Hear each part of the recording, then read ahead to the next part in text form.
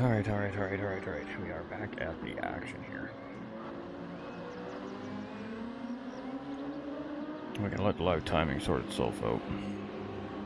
Because we came into the lobby late. And we're just gonna go grab the link and share it so everybody knows where to find us again.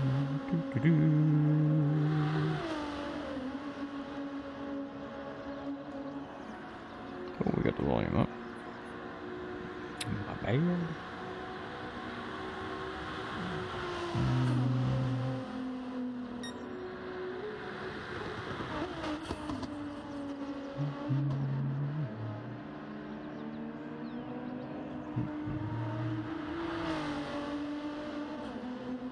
Alright, just bear with me one momento, chatteroonies.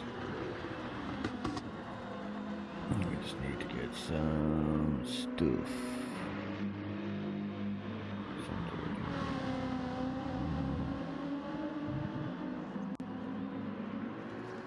Alright. Let's get to the action, shall we? Hold on, let me grab my keyboard. Alright, so that was interesting. Back to what we do best, and talking to viewers and bringing the race action via our content. So let's get to do what we do properly, apparently. Did not do the number 10 car any justice, that's for sure. Very disappointed in myself. We had a major equipment failure in the race. Halfway through the stint, my load cell brake completely fell apart. I had to go into pause for a minute so I could go see what was going on, and literally all the pieces just fell right into the pedal tray. So I scooped it all up and slammed it all back together and threw it all kind of, jimmy rigged it all back together real quick and got back to the race. And then it seemed like they were working okay, not perfectly, but they were working okay enough. And then like 4 laps later, my force feedback went to my wheels. So I mean, it was just a nightmare stint. It was not the way I wanted to end my season this season, but what do you do? I'm very disappointed. I mean, what else am I going to say? In myself, and nothing else. Put a lot of work in for this weekend. I've been practicing for the last 3 weeks. I put in hundreds of hours of practice. I mean,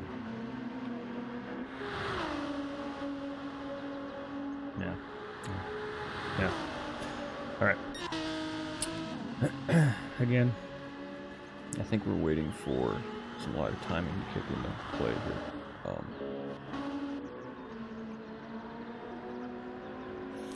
Trying to find who is the race leader at the moment, essentially.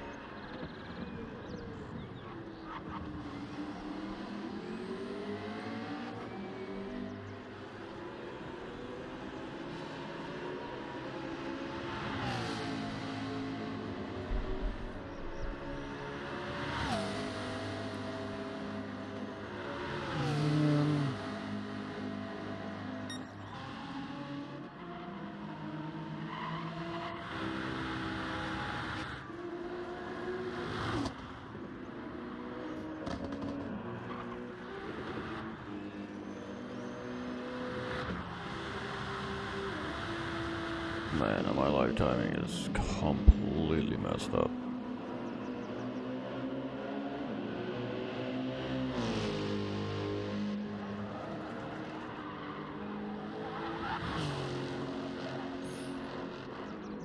Alright, we'll let Nolander know there's no one back live here as well.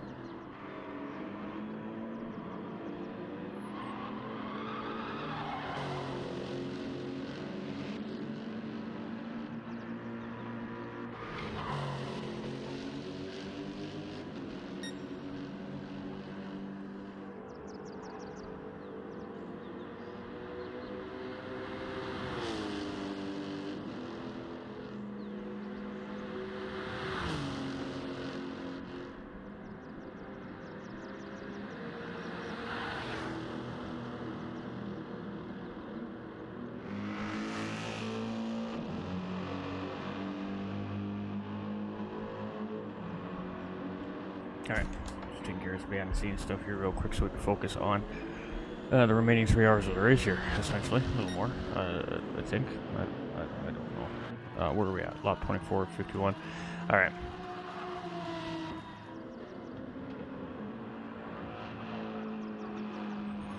really, I'm having a hard time dealing with I gotta verify that this is what is actually going on before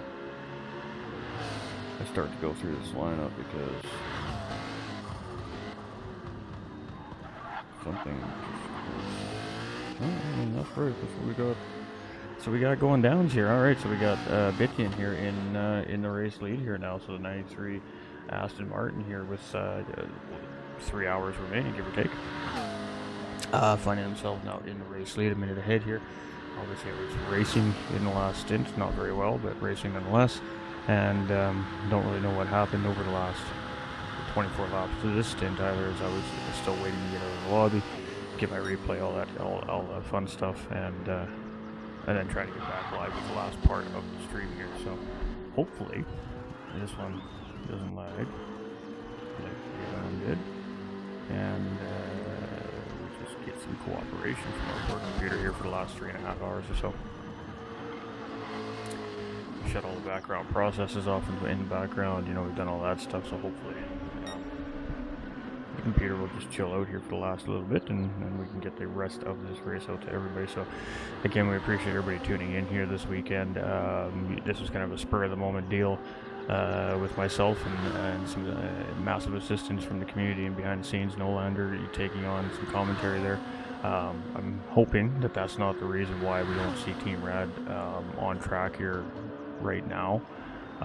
If that is the case, I feel absolutely terrible, and Nolander should definitely put his priorities on the racetrack, but that's where it needed to be as opposed to doing the commentary.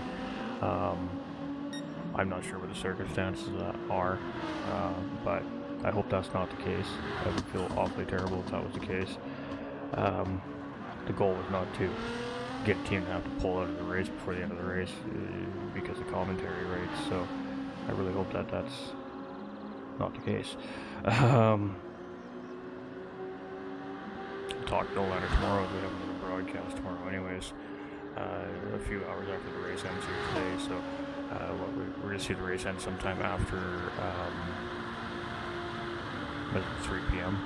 UTC British Standard Time, I believe, or 2, something like that. And then we'll have our championship at about 10 p.m. your guys' time. So yeah, there's a few hours in between. We can get some shut-eye, get some rest, go do whatever, you know. But yeah, I really hope that's not the reason why they pulled out of the race.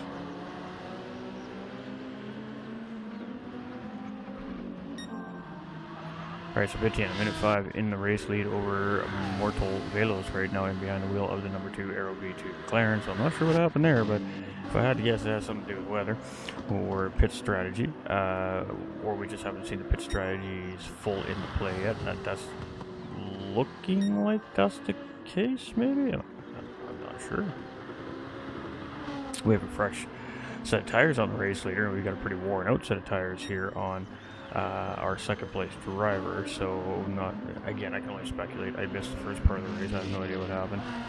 So it's Tonic here for Race Asylum right now, up into 3rd position. We got Chunky, we're just going to call him Chunky, here for IORT in the 55 car. We got Fresh Sissio here in the number 16 GTR here, and we've got the Medway Racing car here, Bish, in 6th place, minute 5 in behind Sissio. We got a minute 11 separating Moose and Bish. He's making what appears to be a scheduled pit stop here, coming off intermediate tires. I'm not exactly sure there. Got Sheriff here in 8th position, and I have no idea what the gap is to the 7th place car up in front. If I had to guess based off my own calculations, call it an educated guess, it's about 5 or 6 minutes, because somebody didn't drive very well in the last stint.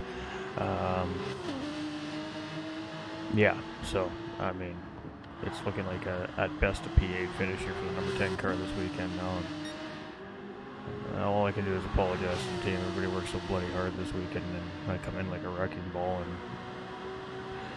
and make some early mistakes that cost me time on the racetrack. But that wasn't really the crucial thing. I mean, we were still striking distance, crawling back on that. It was the equipment failure after the scheduled pit stop that just tore it apart. I mean, I had 10 or 11 laps where I was fumbling with my equipment, resetting equipment, trying to get my equipment to work properly and maintain the car on the racetrack at the same time. Because we can't put the car in auto drive for a long period of time in that situation, right? So I mean, did not want to have to park the car, so I mean, I was jungling, you know, straightaways with mechanical repairs on my equipment at the same time. It was rough. So I mean, I gave the car over in a pretty tough situation to my teammates. I mean, I'm upset with myself. I didn't show anything what I practiced. You know, I put so much time into this race, and that's why I'm so frustrated. I mean, so much time. In amongst all the moving, everything that was happening, I spent a minimum of 2 hours every single day running practice for this race. You know. Yeah. Looking forward to a change of scenery. That's all I gotta say. Kind of over GT7 at this point right now. I have been for quite some time. That was kind of the straw that just broke the camel's back right there for me. I got a championship lead that I've got a couple rounds of racing left to finish up in, and I think that's it for my competitive racing on GT7. I think I'm done racing on this game. I don't enjoy it.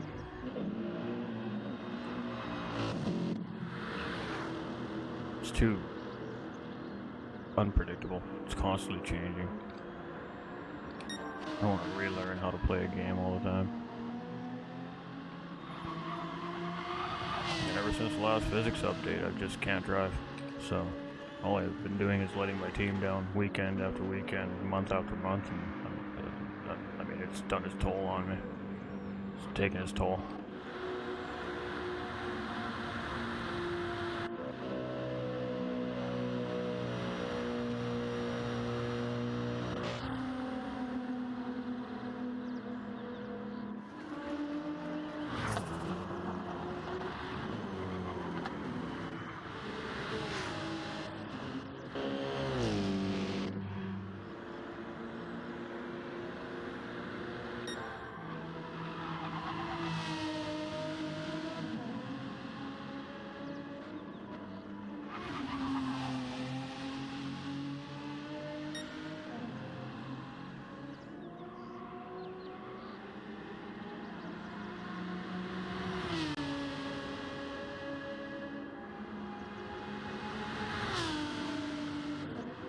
Alright, so we got some drivers coming off their, starting tires or off the intermediate wet tires here. So there was obviously some decent rain in the lobby at some point, and that probably explains the difference in position here for the race lead, potentially. So Bitian's still out on track. He's going to gain some more time on Mortal Velos here, however. That should mean that Velo should not need to stop again, so that may mean that the Aston may need to start again, or stop again here before the end of the race potentially, and that should close that gap back up a little bit, but it's going to be a pretty sizable gap here for the time being. We've got Tonic here in third place, he's 5 minutes in behind the overall race leader, and what that gap is to P2 currently, I have no idea. We'll have to wait and let the live timing try and figure it out, I guess.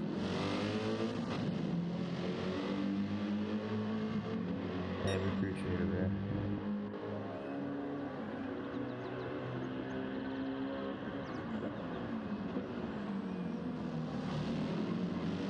Okay. Okay, good. Yeah, no, you definitely should have put the priority on that. I mean, like that, I guess I should have.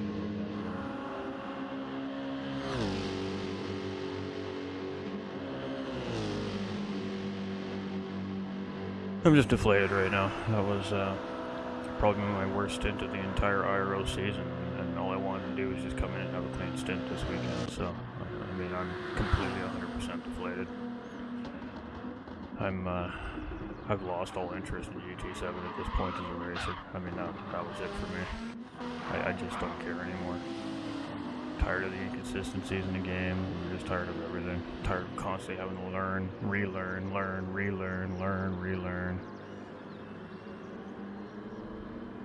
Just want to be able to go race on a game that has a physics engine that stays constant, so I can learn properly, not one that changes every update.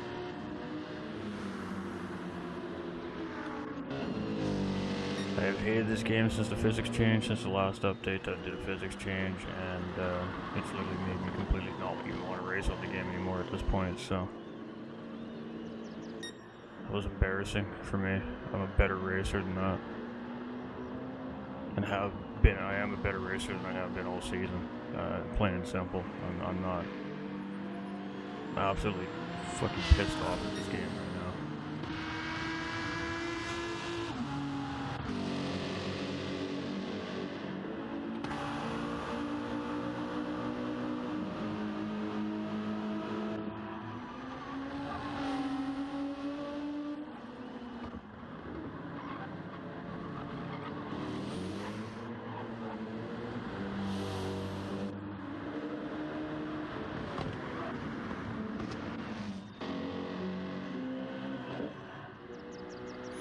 You know, I can play any other game on my steering wheel and pedals and never have an issue. I don't have fucking feedback issues, I don't have pedal issues, I don't have half-working brake pedals or three-quarter throttle pedals. I don't just randomly lose my force feedback in the middle of races or whatever in any other game except for this one.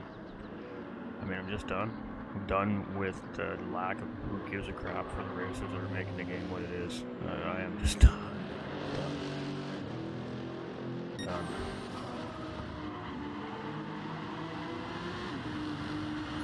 Alright, so it looks like our number 2 McLaren that's been leading really the last 12 hours of the race, maybe a little bit more, maybe a little bit less, now finds themselves a lap down to the 93 Aston Martin here that has literally been chasing them for the last 12 hours, or a little more or a little less.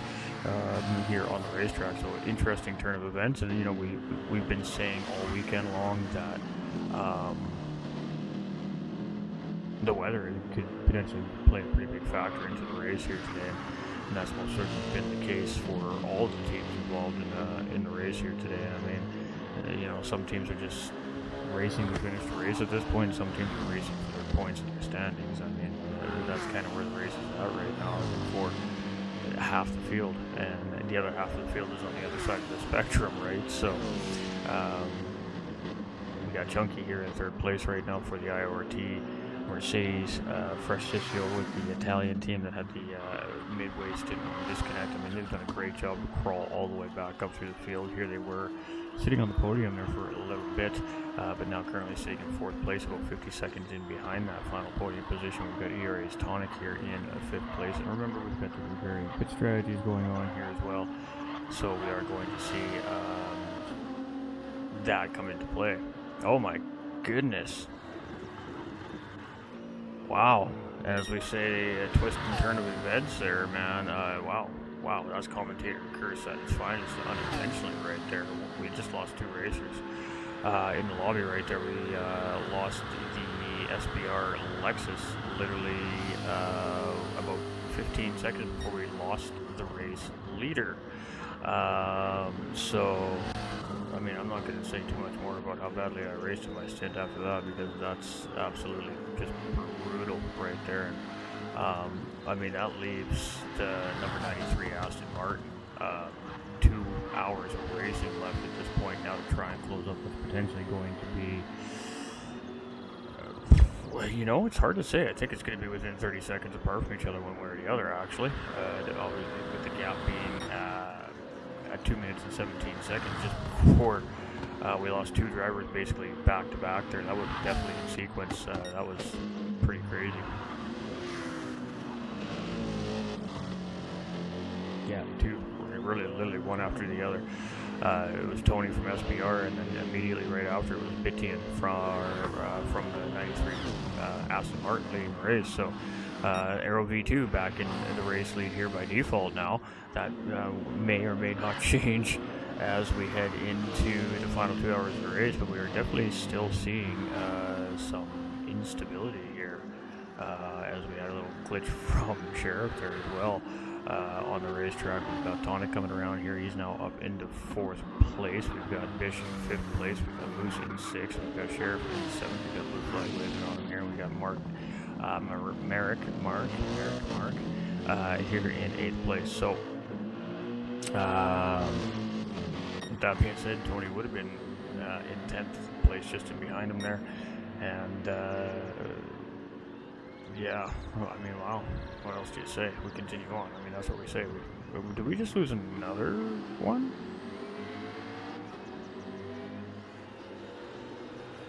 Wow, we just lost another.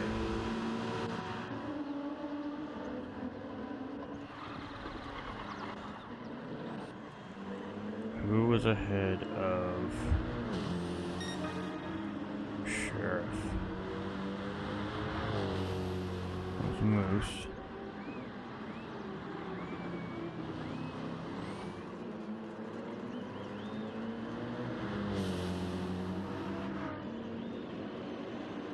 Oh. Oh wait, I'm still counting the 11 in my head. Okay. It's been a long day, chat. Aero V2, number 2 McLaren back in the race lead here. Let's get back with the program here. 2 minutes and 58 seconds in behind is Chunky from the IORT Mercedes racing team here. Now I'm sitting in P2 currently as the race stands. Again, that could potentially change one way or the other, depending on where the 93 car fits back into the track positioning after the magical formula is at play. We have another lag spike right there. Sissio comes into the chicane there as well, and oh boy, prepare yourselves, officials. I would prepare yourselves here.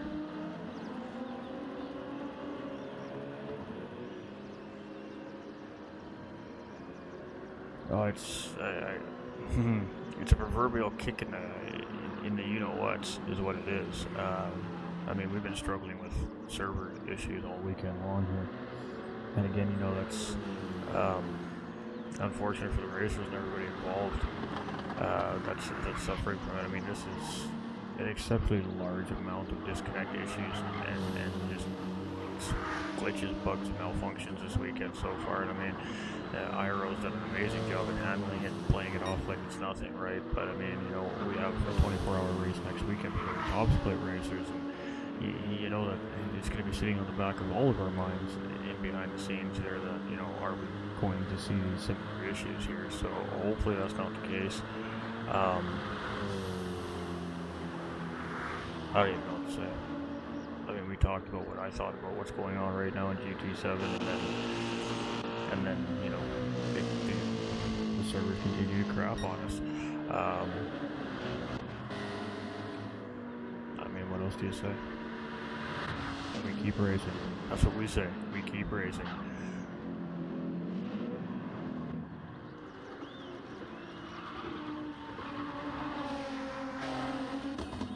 So I don't know if my wheelbase just overheated, and that is what caused the force feedback just to crop out. But I don't think that that's the case. I really don't.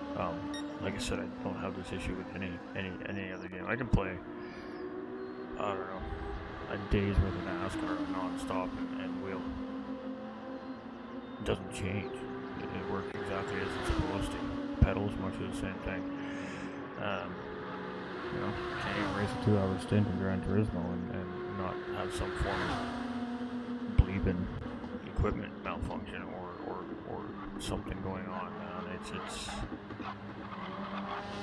yeah, I'm pretty frustrated by it right now. And the early race stuff is on me, man. But you know, from the mid stint to the near the end of my stint, man, it was all fighting with my equipment, driving with absolutely zero force feedback, driving with 70% of the brake pedal working. I mean, what a bloody nightmare! What a bloody nightmare! Bloody nightmare! Alright, well that kind of sucks because that took some potential battles out of the racetrack there, probably near the end of the stint as well, potentially. Boo Radley. Come on, Gran Turismo. You can do better than that, for real. take a look at the pretty car. Pretty car.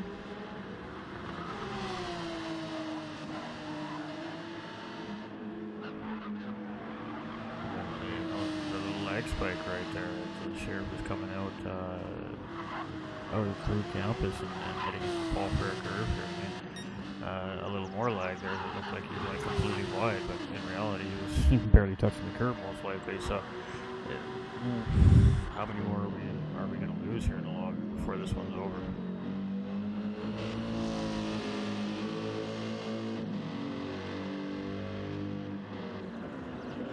And the hosts aren't even streaming, this weekend, obviously, because we have streamers to take care of that for them. So, I mean, it's definitely not because they're live streaming and hosting the lobby at the same time that could be potentially causing an issue. I mean, that's definitely not the case this weekend at all. And hasn't been the case with Split 1 all season, right? So, I mean, it already debunks that theory, I guess, in a sense. So that's definitely not what's causing it. I mean, is it potentially the commentators coming in late after the point of the race being officially started for formation lap? That is a possibility. It is a possibility. However, though, typically that's going to happen right upon entry or exit of the lobby, not 30 laps into the race. We've been here since lap 22 or something like that, so we've been here for 15-20 minutes already. So I don't think that's the highest probability of what's going on. It's definitely a percentage of a probability of what could be potentially happening, because I don't think that's the case. We can't discount that, obviously. In Split 1 we do have the streamers in the lobby well before things happen and go official, right? So, that eliminates that potential extra factor into the lobby situation. But again, I think it's a small percentage that is the root cause of what's happening here this weekend from what we've been seeing. I mean, I don't even know. I don't know. It just doesn't make a lot of sense. Then we do see disconnects through a 24-hour event, and in any 24-hour race you'll see a disconnect or two. That's why there's procedures in place for the disconnect. The formula is designed and built for that procedure because it happens. But again, this is just crazy. I mean, it's a minimum of one a stint this weekend, and we just had two back-to-back there. So,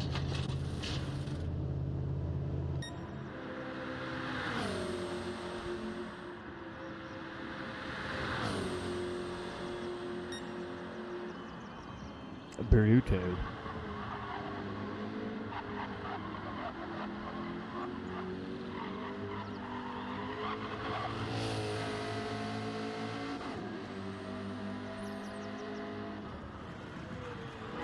Oh, I didn't even know that. Where was that?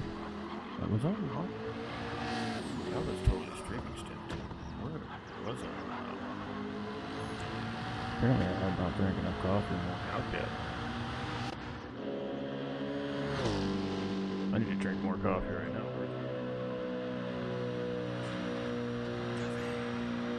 Alright, we're good.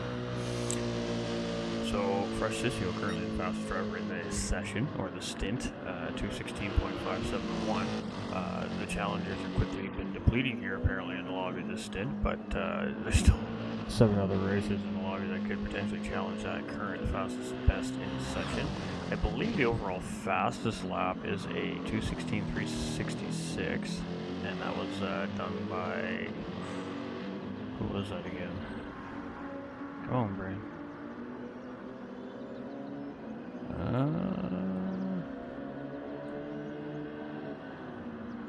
GT Ahmed? Might have been GT Ahmed.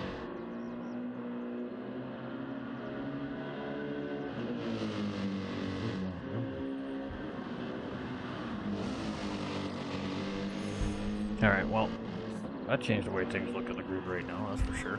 I mean, it's so hard to even start to break down what could potentially be happening here this weekend as far as positioning goes. Who could finish where, who could finish ahead of who, who's going to gain the most points on who. I mean, in all honesty, I don't and haven't gone through the breakdown of how the points work and how they're calculated and how all that adds up. I honestly don't have a clue. That's not part of the championship or the rule book or the regulations I paid any attention to. That's not the part that I really cared about. The part I care about is that technical data in there, because that's where the real information is. So somewhere along the way, I just ignored the point system and have all season long. So I mean, I'm just rolling with it, right? So I can't even begin to break it down and speculate for everybody how that would officially potentially work out here as we near the end of the race. Couldn't tell you. Don't have a clue. We'll most likely have better information in split 1 leading into that race, because we do exchange information between the broadcast and split 1. Pertinent information will be relayed. But obviously, because split 2 has been a live broadcast split this season, all those extra important little details and finer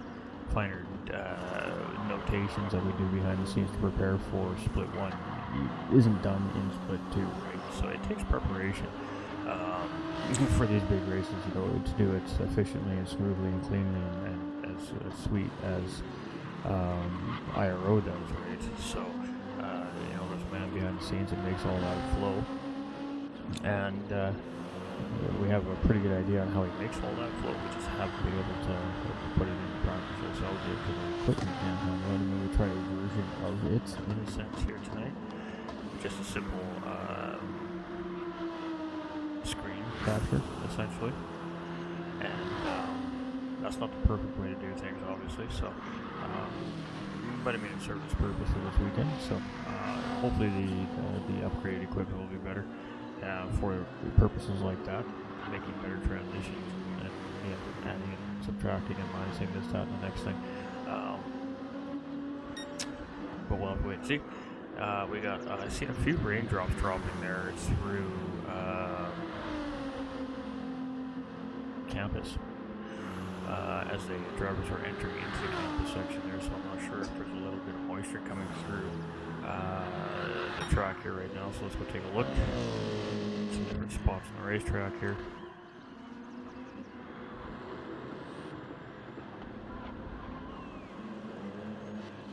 It looked like it was a very brief spot shower, or I'm 100% seeing things. Both are possible. Both are possible, so.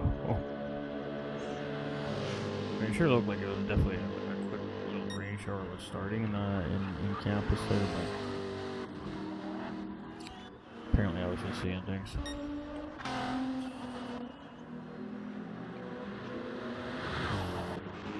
Clearly I have windshield wipers going on the cars, right? I mean...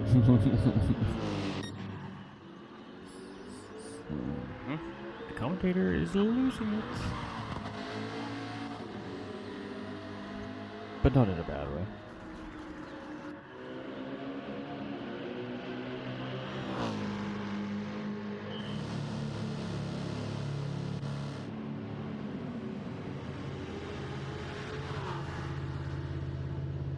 Alright, so the 55 car up on the jacks. We're going to watch that crew change those tires. The field man's going to put that fuel can into the number 55 Mercedes here. And I don't think we've actually taken the time to watch one of the crews do a service to one of the GT3 cars here at Spa this weekend. So there we go.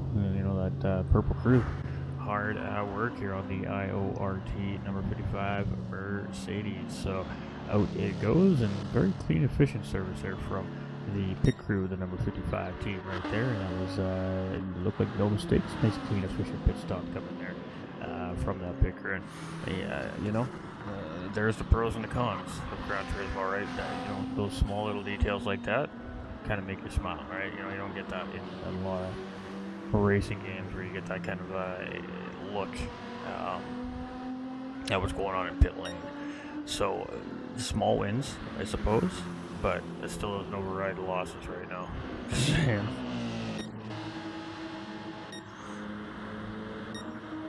Game looked great, no question of a doubt there.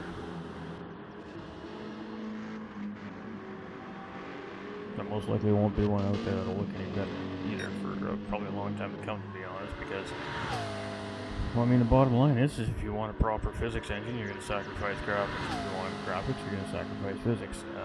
To get both, I mean, consoles aren't strong enough to do it properly. I mean, that's just the God honest truth right there.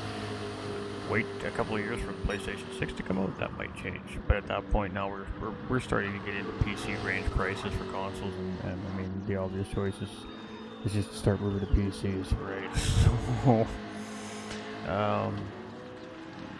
I mean that's kind of the future of gaming is right now. I mean, let's be real. Console gaming will never disappear. There'll always be people out there that'll pay the exorbitant prices of consoles, especially on pod release day, just so they can say that they had it on day one. They got an original version, original copy. 20 years down the road, if you've still got a very clean, crisp, working, efficient copy in the box still wrapped, it might become a collector's item. But that's about it, right? I mean, it's are we going to be willing to pay? The PS5 was almost $1,000 when it first came out. I wasn't willing to pay $1,000 for a PS5. I waited until it was $555, and then I went and bought it almost half the price. Just wait for a couple of years.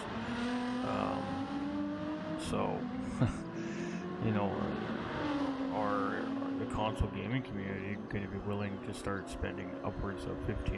I've been hearing rumors of these new generation consoles that will be coming out in a couple of years' time. But you can go buy a pretty solid, R5 i5500 or an i5, 8500, 8700 computer for $1,500 with all the bells and whistles. I mean, why would you want to buy the console, right? I mean, most games you can play on PC nowadays, anyways, with the exception of a few Sony exclusive PlayStation games, right? You lose out on Gran Turismo and a couple other titles. Most of the other titles are been cross-gen with the other consoles, right? So, that's kind of where the future of gaming is heading in the next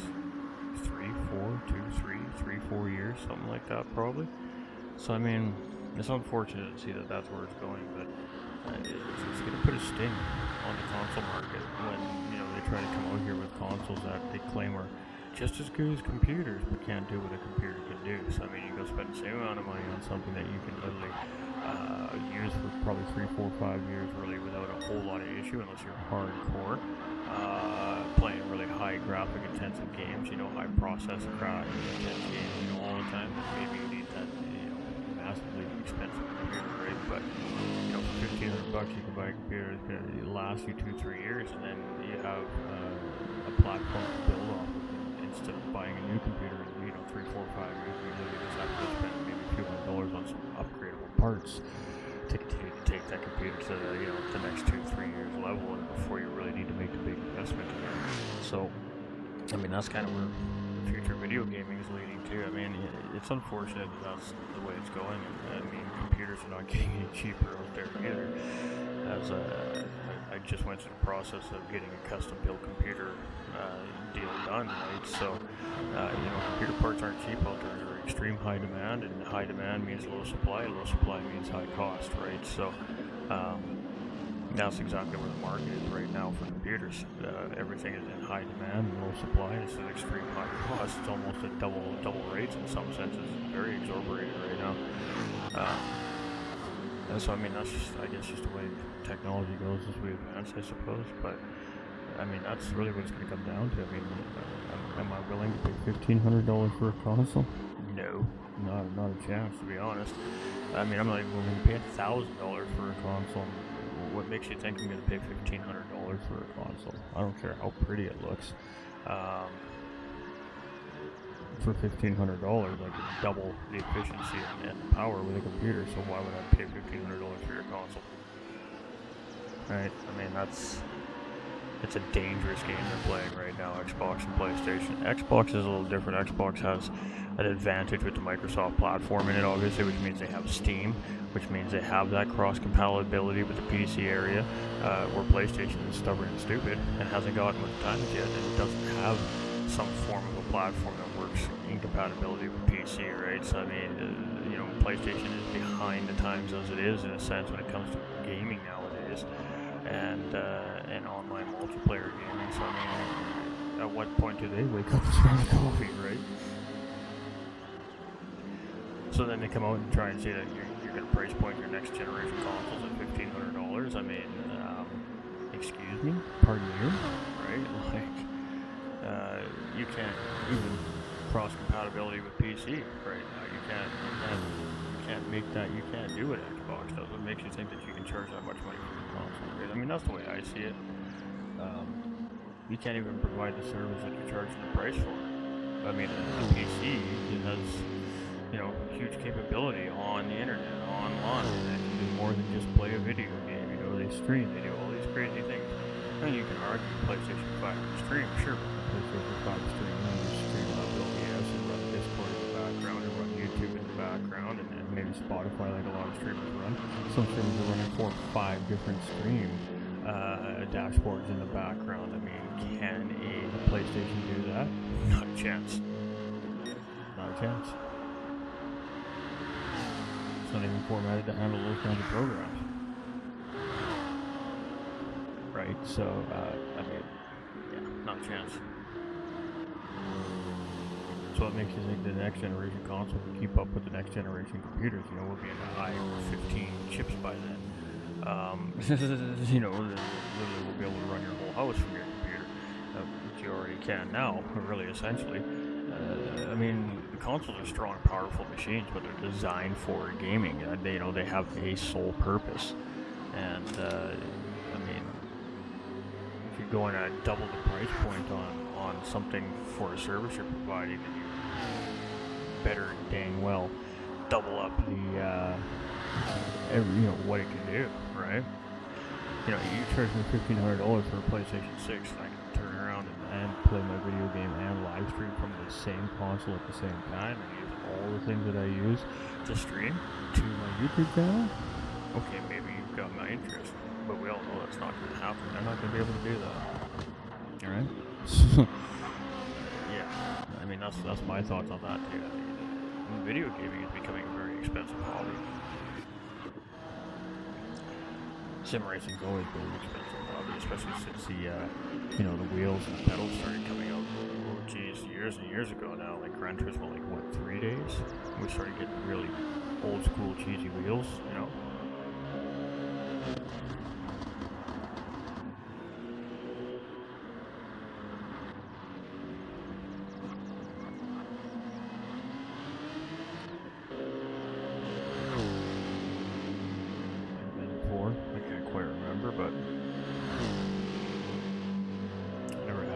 cheesy wheels. I had a buddy that had one, and I mean, it was fun to play with, I guess.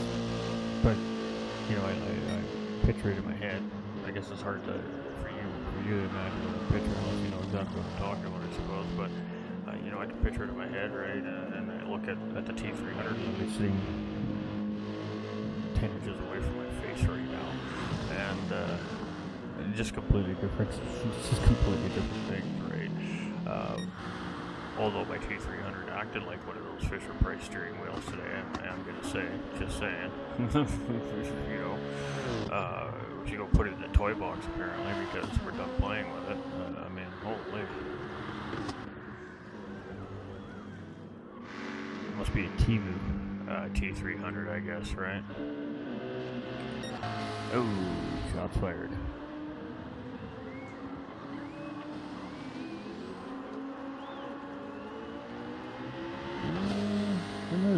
I don't remember. It was in stints 8, 7 or 8, I think. Maybe that. I honestly don't remember no longer. Getting old is fun. Can't remember anything. I'm telling you, man. Memory just keeps slipping day by day. I don't know. Alright, so Tonic has gotten around Chunky here now. Obviously that's a pit stop deal, as Chunky is essentially probably trying to close Tonic back in after the pit stop here. We got Mortal Velas here, temporary current race leader, as we had disconnect from our race leader here a little while ago. Whether or not that allows him to stay in the race lead, I'm a little unsure of at the time of the disconnect. I mean, I feel like it's going to be about a 30-second gap to Aero V2's advantage, but don't quote me on that. Do not quote me on that. It's just an educated guess based off of the gap when the DC happened. We had DC at a very similar time in the race, early on in the race as well, and it was roughly about 2.5 minutes that cost him at that point in the race, so I'm expecting it's going to be relatively close to that same amount of time frame. It really comes down to how close to 2.5 minute or the 2-minute mark is it, because that really doesn't matter how much, whether that's going to be a 30-second gap or a 15-second gap, so to speak, between the two cars once everything is settled and the dust is sitting on the windshield. So, I mean, we'll just have to wait and see here for a few more laps to get that answer. And we should see all 11 teams back out on track here for the finish of the race, and hopefully they get to finish their race.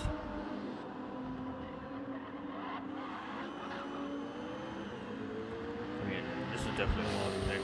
I mean, every driver is suffering from it at some point or another throughout this stint. It's very random, it's very sporadic, and it just seems to be little blips and little spikes.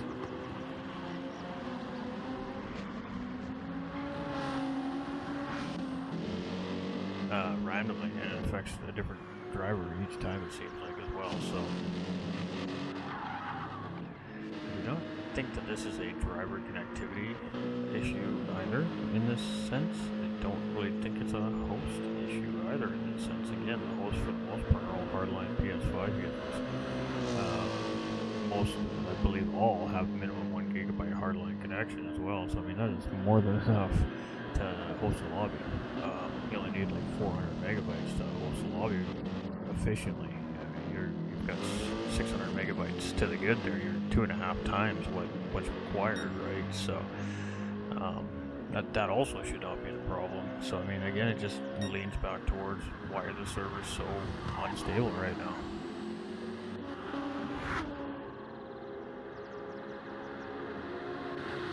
That's the $1 million question.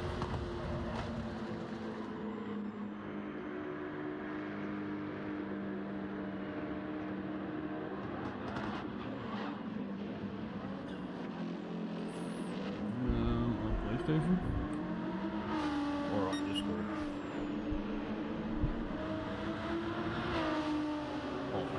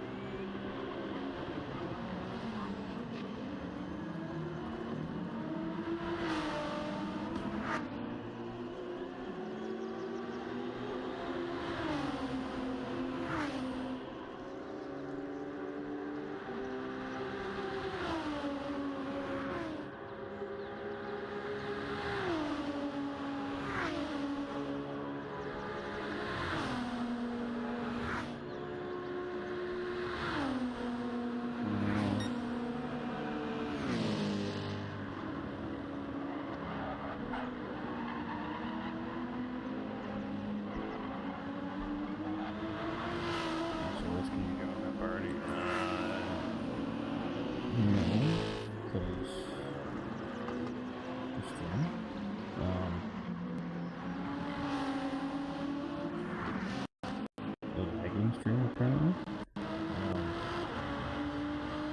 Maybe. I want to join it through PlayStation because then I've got to open 900 different windows and the audio is all going to change and get all messed up, and that's why I don't do chats on PlayStation when I'm live streaming, because it completely screws with the audio.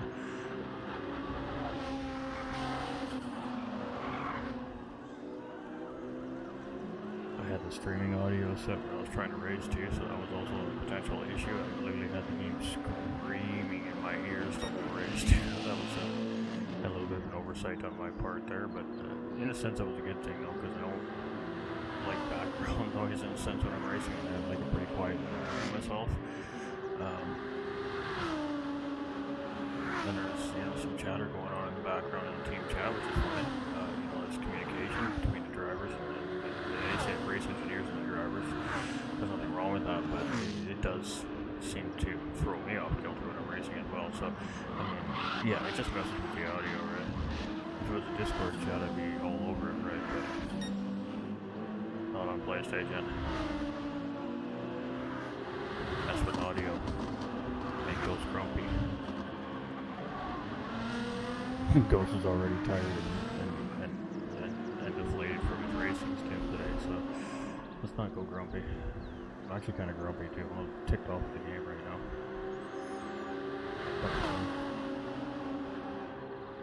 I see the message. I see the message. Oh, I see it.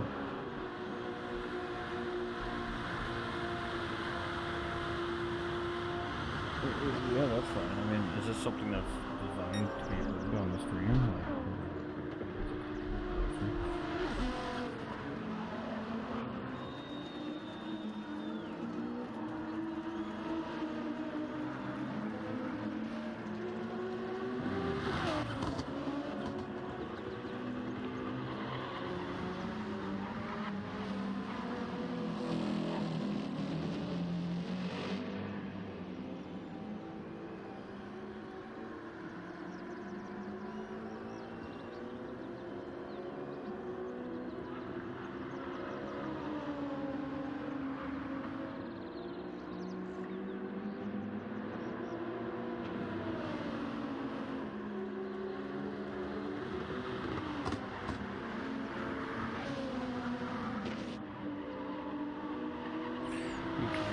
Through the microphone, the messenger's not going, so just bear with me here for a minute, chat. Where are we at? 41:51.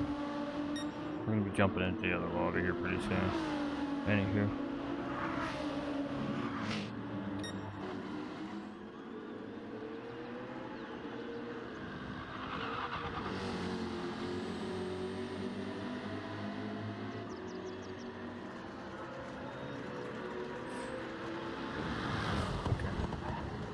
Sorry, hold on, Ray.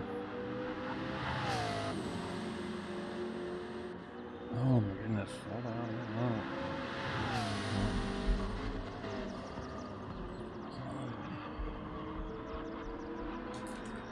Just a second.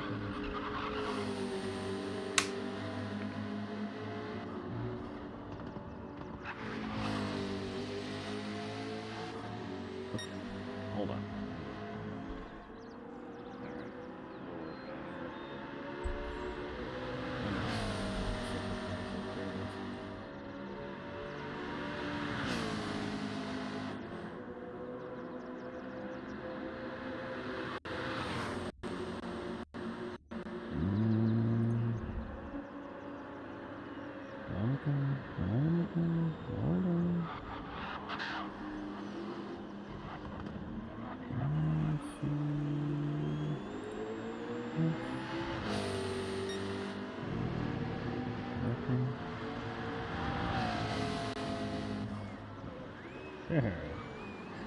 Yes, I can, Ray. Do you want this? Do you want the stream to hear you, or do you just need a moment?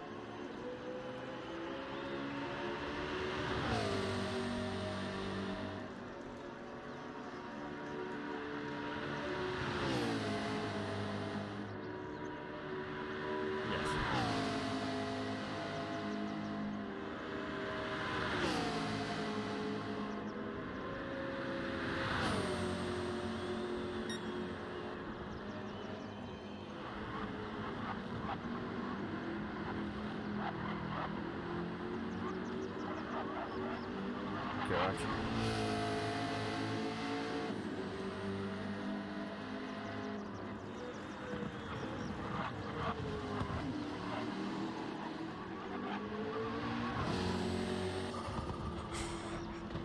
Yeah.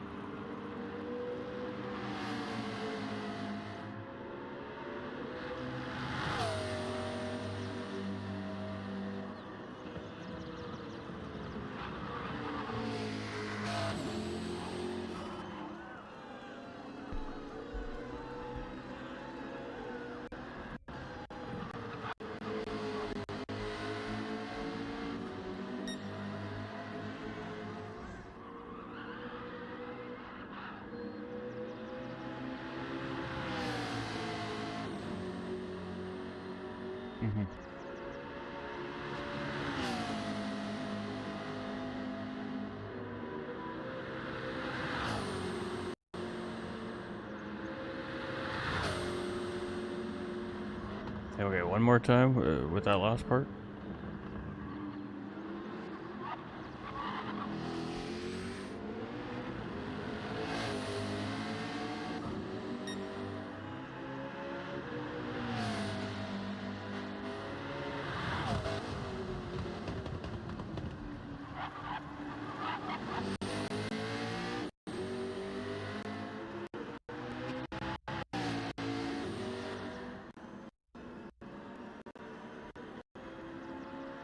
Got it.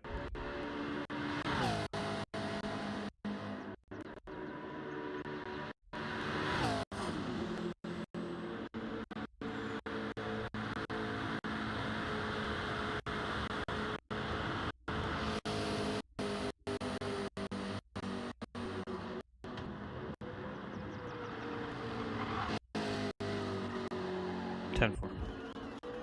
So a minute 34 after he comes into the pit box, relay the message to. No.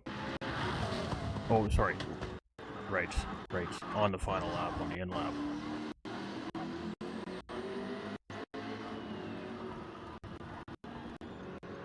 Mm-hmm.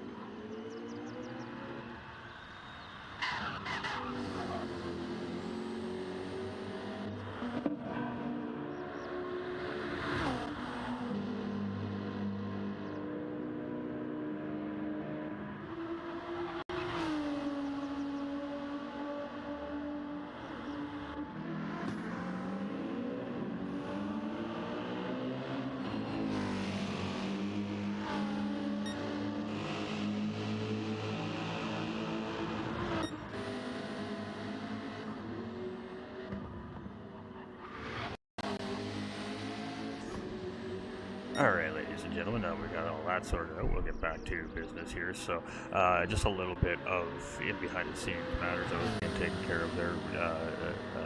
A plan C to the plan B to the plan A situation, and obviously with being the streamer, I'm able to help in some of these instances as well. So we're just clarifying a couple of things in behind the scenes there to make sure that if need be, and I need to step in on that matter, we have all the information correct and straight. So we're going to chill here. We're going to hang out with our race leader for a minute here. He's starting at lap 47, so we'll do a little walkthrough through the grid here as he continues around his charge to get ready to turn the car over to the final driver here of the 24 Hours of Spa for IRO Split 2, but also for the remainder of the season is the final stint of the season as well coming up here next. So it should be pretty good, juicy stuff, hopefully. And we'll see where our disconnected races will slot back into our lobby here as well. Once we get into that stint. So, alright, I was meant to look at the timing gaps, but I was too busy napping, so Mortal Velos here, our number 2 McLaren, the Aero V2 team, is currently on lap 47 and has a gap of 3 minutes and 44 seconds to ERA's Tonic, currently sitting in the second position. That puts Chunky, the IOR T55 Mercedes, 2.3 seconds in behind ERA Tonic, so very close. They've been very close all stint long. We have Fresh Tissio here in 4th place for the Italian team, 22.6 seconds in behind Chunky, and 1 minute 56 seconds ahead of MRL Bish. Such a great name, right? A minute 16 ahead of MMR Moose and the number 721 FSR BMW here as well. So from there it is 7:26. It's about 5 minutes and 19 seconds between 6th and 7th place currently on the racetrack here, and between 7th and 8th place is 2 minutes and 7 seconds. Just under that.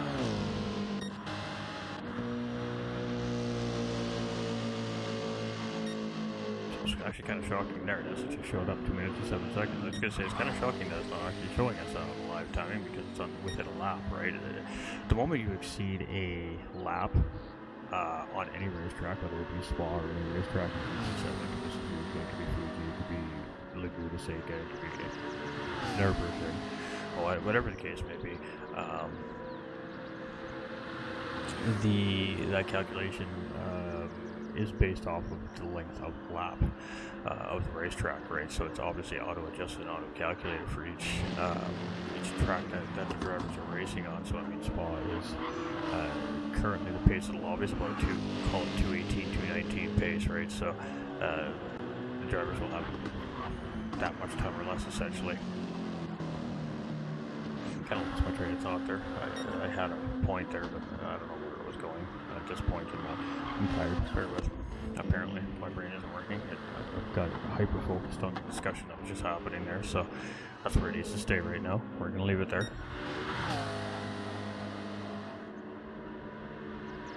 Alright, so up Rouge and Laurentian here on the 48th lap of the session here is Mortal Velos, and I was doing a pretty good job of keeping track of the total race lap count here this weekend, but I think I may have lost track of it at this point. We were at 52 and 52. Hello. Okay.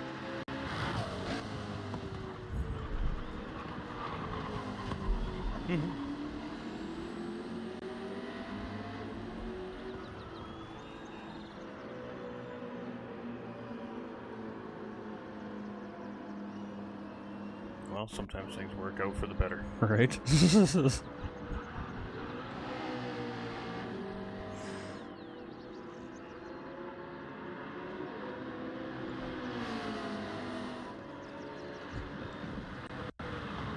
Sounds good, Red. Alright. Later. Alright. You don't need to stay in here either, I suppose, so I'll leave it in your business here.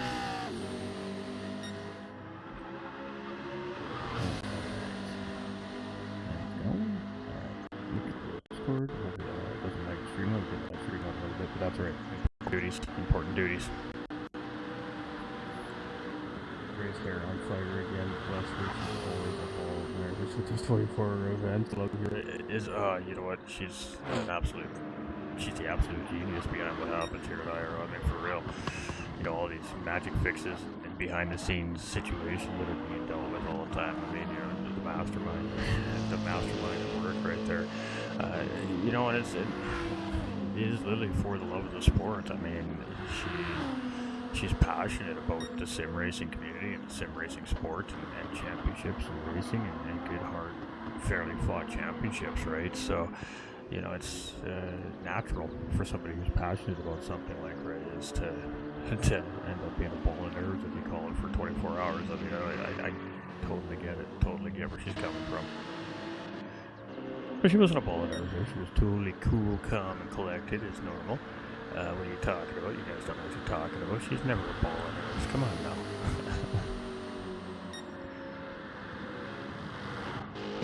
The advantage of having live content On split 2 stream this weekend, you know, it comes into play sometimes as well. You know, the streamers play a vital role sometimes in behind the scenes workings as well, because again, we're literally saving hard copy data of what's happening on the racetrack. I mean, if you really need to go and look back on the evidence itself, you really can rely on the live stream to some extent or another to get at least a rough idea of how close you are. The commentators are usually pretty good at going through the whole field fairly regularly throughout the races, so that's just something I do on purpose. I don't think it matters whether you're the race leader or you're the last place driver on the racetrack. I think everybody should get a fair amount of camera time. I mean, that's why we do it, and that's, we want to show all the racers and doing what they're doing, whether they're crashing or racing or battling or whatever, you know, whatever may be happening. But that's what we do, right? That's what we do.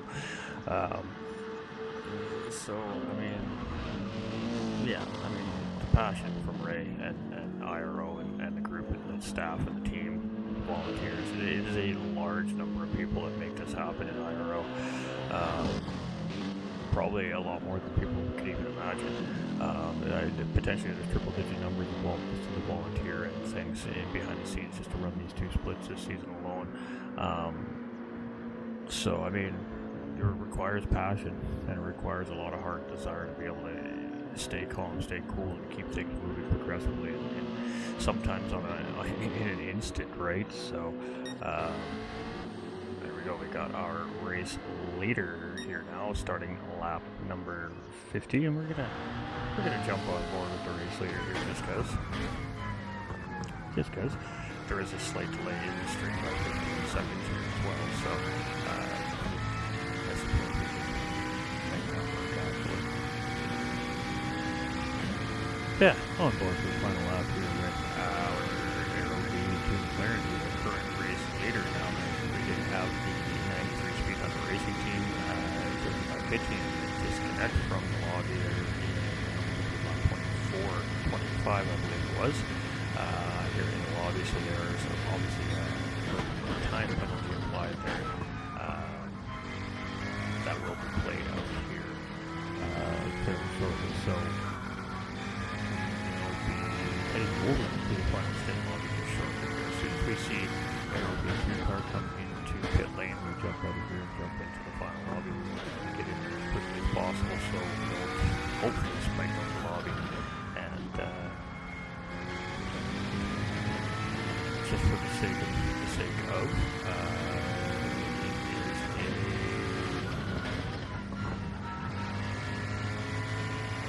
race leader go. Now in for the 15-second delay.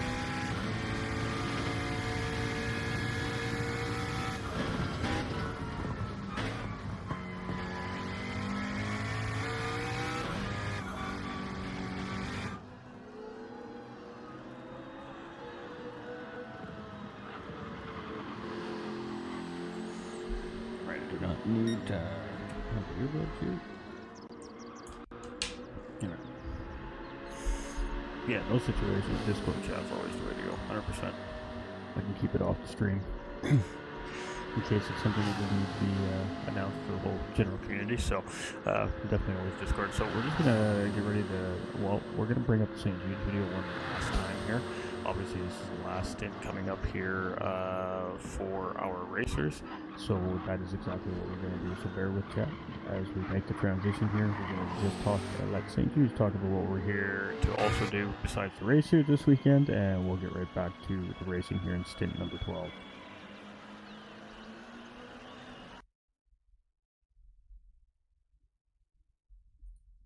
Every year, 400,000 children like Justin develop cancer. If he had been born in the United States, his chances of survival would have been more than 80%. But in his native Ecuador, those chances are much lower. In resource-limited countries, survival rates are below 30%. Where a child lives is the most powerful predictor of whether they survive cancer. There are many contributing factors to the disparity in pediatric cancer survival rates, including access to life-saving medicines. So access to quality medications is critical for the success of any programs at the country level or global. Children cannot survive, cannot have hope without proper access to essential medicines. This has been something that we have identified as a priority. St. Jude has long been dedicated to improving pediatric health worldwide. Building on our established global ecosystem of collaboration, we are launching a transformative initiative, the Global Platform for Access to Childhood Cancer Medicines.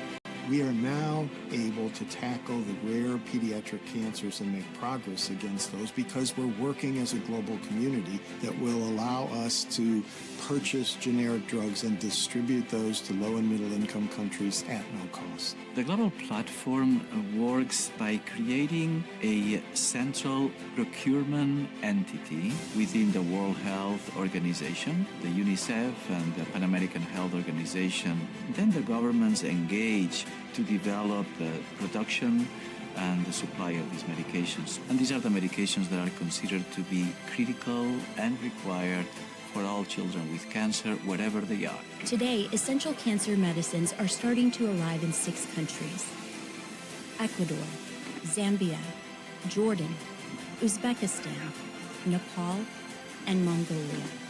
These medicines, provided at no cost to local institutions, represent the first step in a long-term effort to reach 50 countries and treat more than 120,000 children in 5 to 7 years. Danny's dream was that no child die in the dawn of life, and he was thinking perhaps about the United States, but I think in the back of his mind he was always thinking of a global landscape. And I see this as the logical direction for St. Jude Children's Research Hospital to go and for the entire field of pediatric oncology.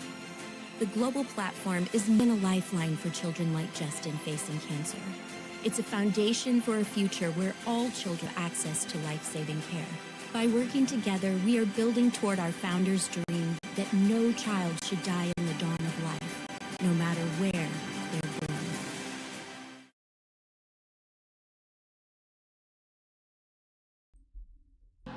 All right, we're back, and we are back in the final 2 hours here from the International Racing Organization's Split 2. This is the 24 hours of Spa, and it is the finale here for Split 2.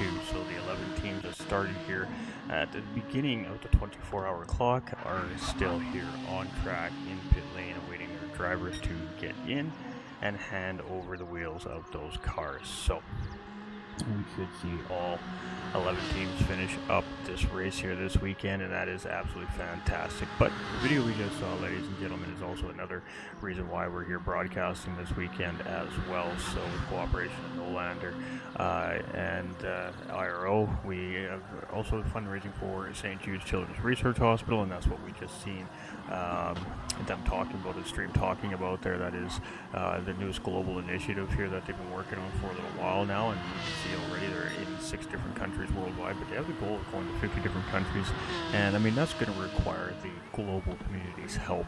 So we've opted to step in and try to do what we can as a community and raise what we can towards the global cancer initiative. And we have definitely seen the donations rising here this weekend, so we appreciate everybody that's come in and donated. But if you want to donate, you want to find out more, head on over to the donation link. It is pinned in the YouTube comments right at the top of the chat there. There's a link that starts with Tiltify, HTTPS Tiltify, and then it has a bunch of random numbers and letters. Essentially, that is our personalized link. That is through a third-party donation platform that St. Jude's uses all the time for their third-party fundraising campaigns, i.e. content creators and personal private fundraising campaigns from just regular people. Anybody can sign up for it on the internet to support and raise funds for any charity, just with some basic information, right? So that is exactly what that link is. It takes you to Tiltify, which handles all the donations for St. Jude's and on behalf of St. Jude's, and your money goes immediately to work as well. It doesn't just sit there for 2 or 3 months until the end of the campaign process. Your money goes to work immediately. As soon as that money hits the donation and clears through, it's immediately put into St. Jude's bank account and goes to work. So your money is immediately at work. Within 24 hours, your money is helping somebody, some family, some child, somewhere in the world receive cancer treatment. So, it's pretty big what everybody's doing, and everybody has been able to contribute on the financial end of things. Absolute legends. We appreciate every single one of you, and we're going to give you guys your call-outs here coming up in the next couple rounds of racing as well over the Vegas Cup Championship Sundays on my page and Olander's page and Fat Ginger's page. As we have 3 splits racing with various sizes of lobbies, and we see some rain starting to come down here as well, so some decisions need to be made here from some of the drivers. Now, for our drivers who are still awaiting a driver swap, it could be an advantage because they do not have to potentially make an extra pit stop if, the drivers that are currently out on track need to come in and change 4 different set of tires. So we have not seen the race with all wet conditioned or wet stint yet at this point, so we are still following regular stint mandate, which is a soft tire requirement currently, but boy, we're on the cusp of that wet stint being called here right now with this little burst of rain coming over the racetrack here. So we do have Speed Hunter and the 93 Aston Martin team here still in the race lead based off of the gap between themselves and our number 2 Aero V2 car. At the point of disconnect, that still has about a minute and a half to the good over Aero V2. Get boosted in 3rd place here from number 55, IORT Mercedes. Still holding strong here in 3rd place, and now navigating around a blue flag situation here with Deering in behind the wheel of the car. Just looking down the list to see which driver was in behind the wheel. However, that might not be a blue flag situation. This might actually be a battle for position here between the 2 drivers, between Get Boosted and Deering here, as I believe they were very close together heading into the driver swap as well. So it was a battle that we didn't catch, obviously, before the driver swap, because we just immediately jumped over to the Stint 12 lobby. And again, request by the race directors here to get into the lobby ASAP so we don't potentially unstabilize the lobby entering into the lobby. So that's definitely the big key here at this point. Let's not have anybody else jump into the lobby here at this point. If you don't need to be here, definitely do not jump into the lobby. Just stay out. We do not want any of those issues here in the final stage here. We just want to try and hopefully have all 11 teams come across that start-finish line, or at least finishing the race as the timer runs out, depending on where they are on track, right? So it's a 3-minute timer here. It's a 2-minute 20-second lap. Around here, it's a 2-minute 30-second lap, even in the rain, at pace. So it should be enough time to, no matter where the drivers are on the racetrack, to get around and complete or take the checkered flag, so to speak. No matter how many laps up or down they are at this point, with the 3-minute finish timer, there should be enough time to allow all the racers to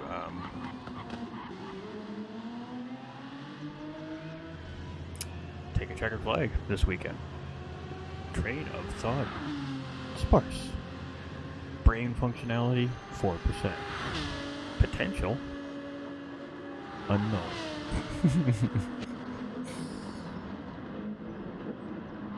Alright, so we got MRL driver here. I'm not sure who's in the car for MRL currently. It is, I believe, Oscar. I think it's Oscar in the car for the Medway Racing League car here as well. So this is, I think, a 3-way battle actually on the racetrack here right now between these 3 drivers potentially. As they continue on the racetrack here, I'm not 100% on that, but it is definitely a battle between Boosted and Deering, and we came to that conclusion relatively quickly when our brain finally decided to remember something. So this is still an ongoing battle from the end of stint number 11 and leading into stint number 12 into the driver swap here, and they were only separated by a second or so when we were there seeing the time gap. So I mean, that looks like that was exactly the case as we entered and exited pit lane here. Now it's potentially a 3-way battle here for 4th place, as Oscar's right there in the mix here in the MRL car as well. So I'm not 100% sure exactly where he settled into this yet. We again have to let the live time sort itself out, so we're just speculating as drivers basically come to start lap 3, that's when the live timing starts sorting itself out and putting them in their proper position and start giving us some proper live timing as well. So even the live timing is speculative right now as far as time gaps goes, until all 11 of our teams complete their second lap, so to speak, here on the racetrack. So it will take a hot minute for that to sort itself out here, but in the meantime, we know that it is the 93 Aston Martin in the race lead, with number 2 McLaren chasing in second place, a minute and a half behind. So the game's telling us right now that we've got this crazy active battle, minimum 2-way battle for third place here right now, potentially a 3-way battle for third place, as I'm not exactly sure where the number 8 GTR fits into this equation quite yet, as the game is not giving us the full story. We're not getting blue flags waved here. We're not seeing blue flags or anything like that. If we go to Oscar, I suppose that might change. No, we don't have blue flags waving on the screen, so I believe this is a 3-way battle for third place here right now, between these 3 racers, I believe. I'm holding up good, Chris. You know, Noah Under came in at a couple of clutch moments to cover comms, to do so I could get away for a moment, one-time beat, and of course race my stint, which was interesting to say the least. But we're holding up good. We still got a fresh Joe in the hand here, and the coffee shop opens up literally in 49 minutes. 49 minutes. So we get home. Where are we good?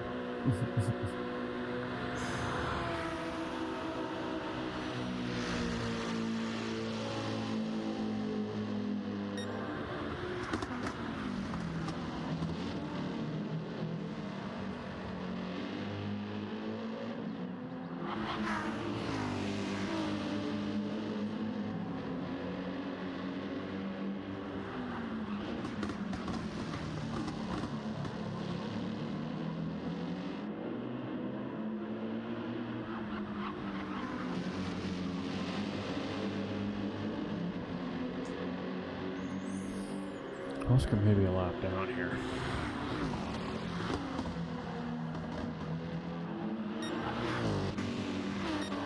Yes. Alright, so Oscar is, in a sense, chasing these guys on the racetrack. But this, if he were to pass both of Deering and Boosted, then he would only regain the lap that they're on. He would not gain a position from those 2 racers. So he has a lap down to these 2 currently on the racetrack here. Again, it took the brain a couple of minutes to process that information, literally staring me in the face, to realize that is not a 3-way battle for position, but indeed a 2-way positional battle just between Deering and Get Boosted. Minute 43, the gap between the 2 and the 93, Aston Martin team here as well. So this is where the action's at right now, so let's stick with it here. And I mean, Bish is right there in the mix too, you know, trying to catch up and apply pressure, or just sitting behind and chill with right now. So kind of looks like it's a battle. I mean, that's fun.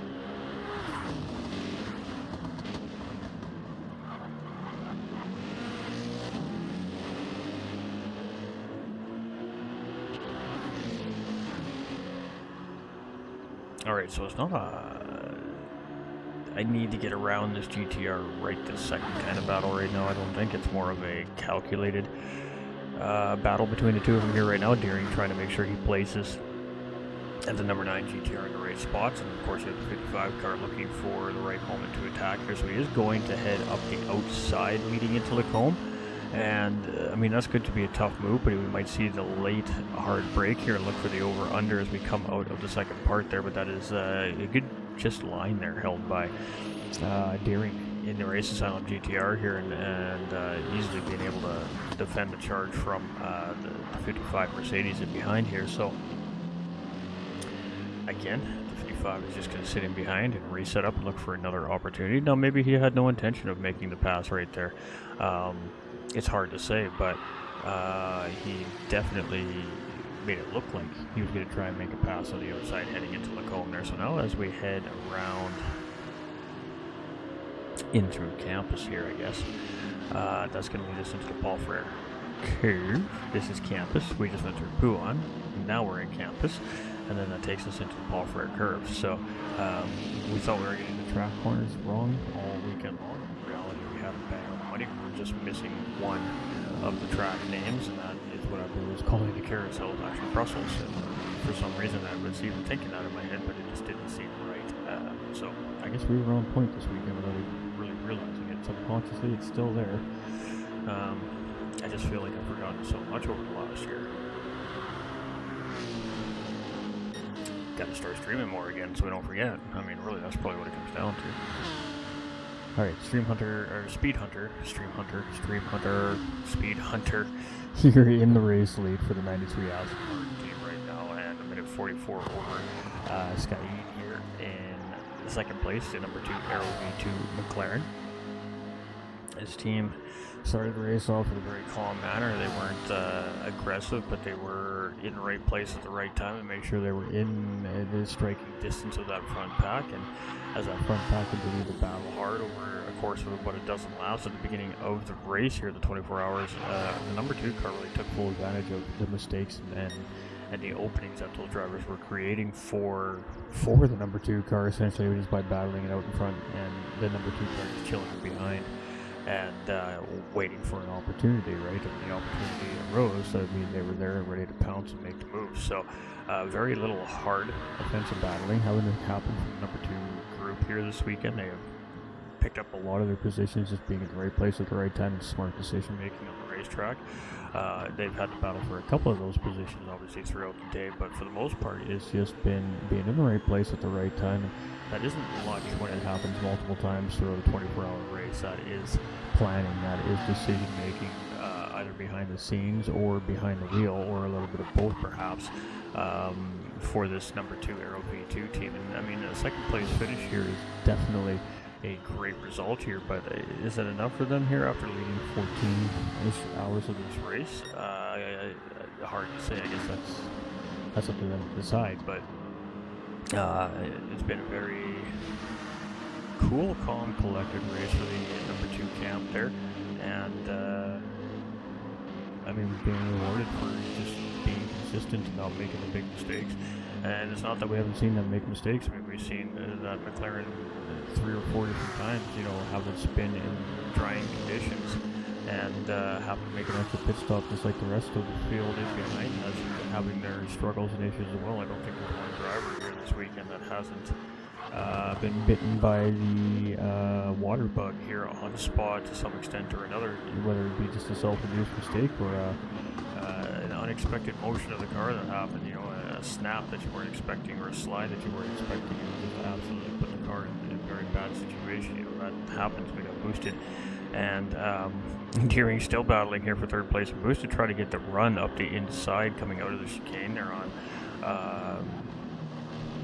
on Deering in third place there, and got the car a little bit loose and had to actually collect it up before he piled it into the wall there on the right hand side. He does manage to do that and keep it out of the wall. It's hitting damage on the racing car here, so that was a pretty good job at the 55 car there not to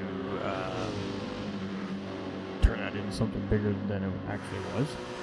I guess in a sense it could have been much worse, and really right back on the tail feathers of the number 9 GTR of Deering here right now as well. So now as we head back into the Colm at the end of the Kendall Straight, it is a defensive posture here again from the number 9 car, and again it's much of the same thing from the 55 car. He just takes the outside line for some clean air to get a good turn in and settles right back in behind the number 9 GTR here of Races Out drivers. So it's a great battle right now here for third place in the race here. I mean, really, this is the closest thing to a battle currently on the racetrack, so we ain't going anywhere. We're going to hang out here. We're going to continue to watch these two fight it out here. This could be where we sit all race long. This is going to be, this is what we're going to see from these drivers for the next hour and a half, really. They spent, like I said, a lot of the last stint and stint 11, and the last hour I was there within a couple seconds apart from each other as well. So very, very equally paced racers here between these two as well. But this is for that final podium position here. This is the final 2 hours of the race, and at some point, we are definitely going to see a more aggressive approach here from the 55 Mercedes. this early in the stint, I don't think it's going to necessarily happen. It's not really necessary, as we're only lap 8 of 53 laps. So we're going to see. Remember now, This is it. This is the end of the race here, ladies and gentlemen. For viewers watching from home or work or church or wherever it is you might be watching from, I suppose. They are taking this to the checkered flag. They are taking this to the end of the 53 laps displayed on screen here in this stint. So our race leader, TDR Speed Hunter, will be the first to cross that start-finish line and signify that white flag, or the penultimate lap as we call it. And the next time around that he comes across that start-finish line, that will signify the ended timer of the race, which will now give the remaining field of racers 3 minutes to complete the lap that they are currently on and get across the start-finish line before it is unofficially official for the 24 hours of Spa here, essentially. I say unofficially official because it is an official race in the books. It is done. The results are what the results are as the race finished. However, then there is a process that happens in the background. The drivers are given X amount of time to file any potential incident reports that may have happened during the stints or during the race. And then from there, the stewards get to work. The stewards and the race officials also check the driver swap sequences and make sure that all the drivers are within their windows and appropriate procedures for driver swaps. Make sure your team gain 2 or 3 second advantage per se on driver swap because they jumped down a little bit early. All of that is checked. So I mean, it takes a good solid I think 7 to 10 days for behind the scenes crew to officiate the race, as I like to call it. Do the stewarding, go through the results, make sure everybody followed tire mandates, make sure all the regulations and special per race regulations were followed and accepted by all the racers, and then the pistol whipping begins, and then the racers are given a chance to appeal the pistol whipping before the gavel drops, So it takes about 7 to 10 days from there to sometimes to get the full official results, depending on how many incidents are filed at the end of that particular racing weekend. So really it all comes down to the racing field this weekend and how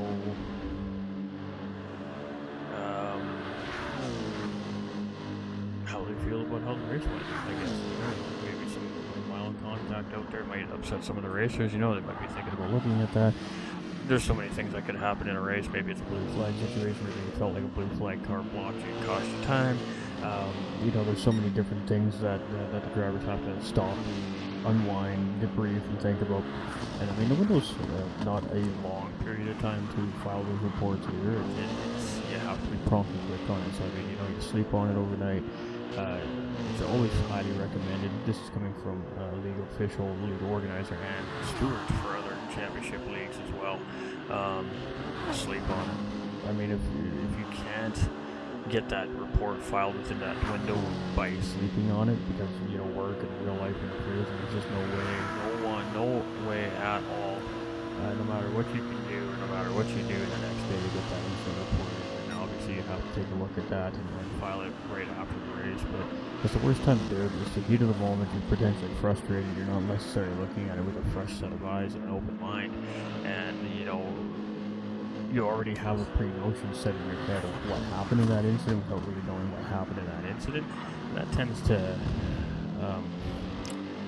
tends to make for a lot of unnecessary reports that are really irrelevant and not really incidents. They're just simple mistakes or racing incidents as they're deemed. So I always strongly recommend to the racing field and the racing crew sleep on it. If you can't sleep on it, get a second opinion from somebody who wasn't involved in the race, and see what they say about it. And if they think that it's worth filing and worth the steward's time to take a look at, then you think there's a substance there that actually is a violation of rules, and then by all means file that report, right? But I always strongly suggest, and it's kind of a team policy at Tenths Simracing. There's boosted. Got a little bit spicy there, coming under braking. I almost lost the car, but managed to keep it there. Starting to lose pace with Deering a little bit there, so that battle fizzling out. Sleep on it. File it the next day. Most of us have enough time from a race finish to doing real life work and being mom and dad at home to taking literally 5 minutes out of your day to at least go and file the ticket, and then, you know, when you get home and have a little more time later that evening, you know, I'm sure the officiating team in most leagues will give you the extra time to supply the evidence that they're waiting for to, you know, make their assessments, right? So, yeah, so I mean, sleeping on it is always the best policy. For no reason we're talking about that. I knew we didn't see an incident on the racetrack or anything. It just kind of popped into my head and we started talking about it. But that's how it works. Marky Markin behind the wheel here for the number 10 Porsche here as well, finish it off here for their season. The racer has been racing fantastic here this weekend. Him and his compadre from Maurice's Island Roses both having very, very good runs here this weekend. Tenths crew having a mixed bag of runs here this weekend, but you know, we're going to make it through together as a team, and that'd be, we're not last currently on the racetrack, so there's that, right? Started off great, finished off tough. Mark's here to finish it off strong.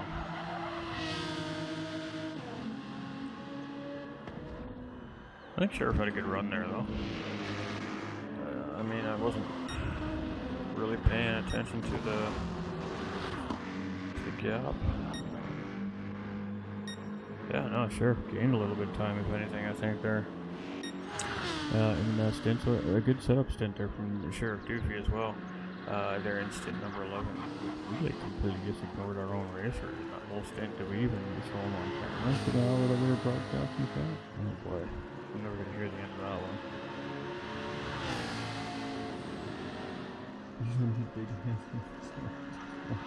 Oh boy, what kind of conversation have I missed there? That was a long call at the start, anyway.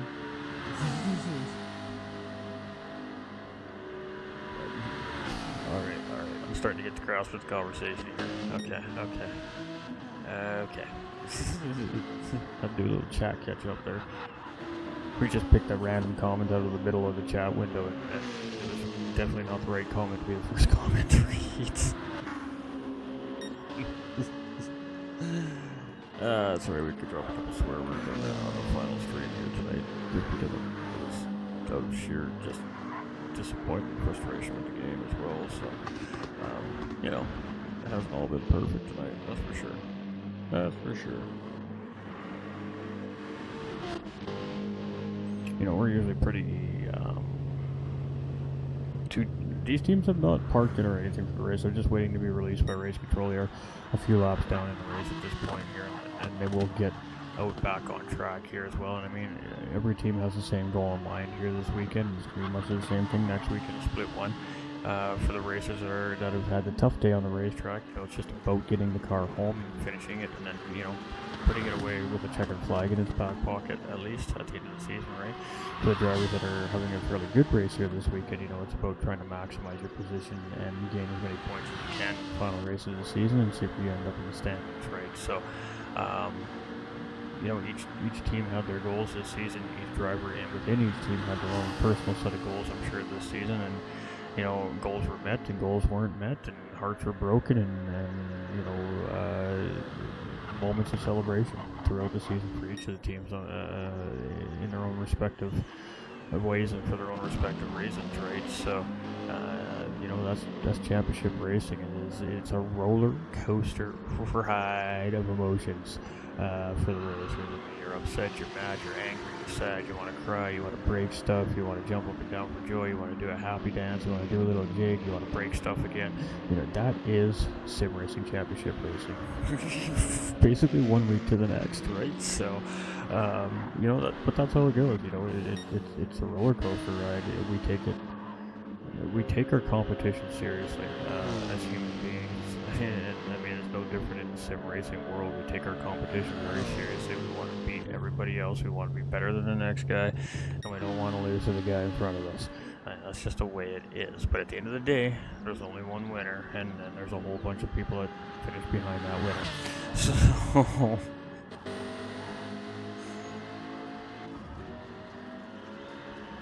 life's tough. I mean, what can we say?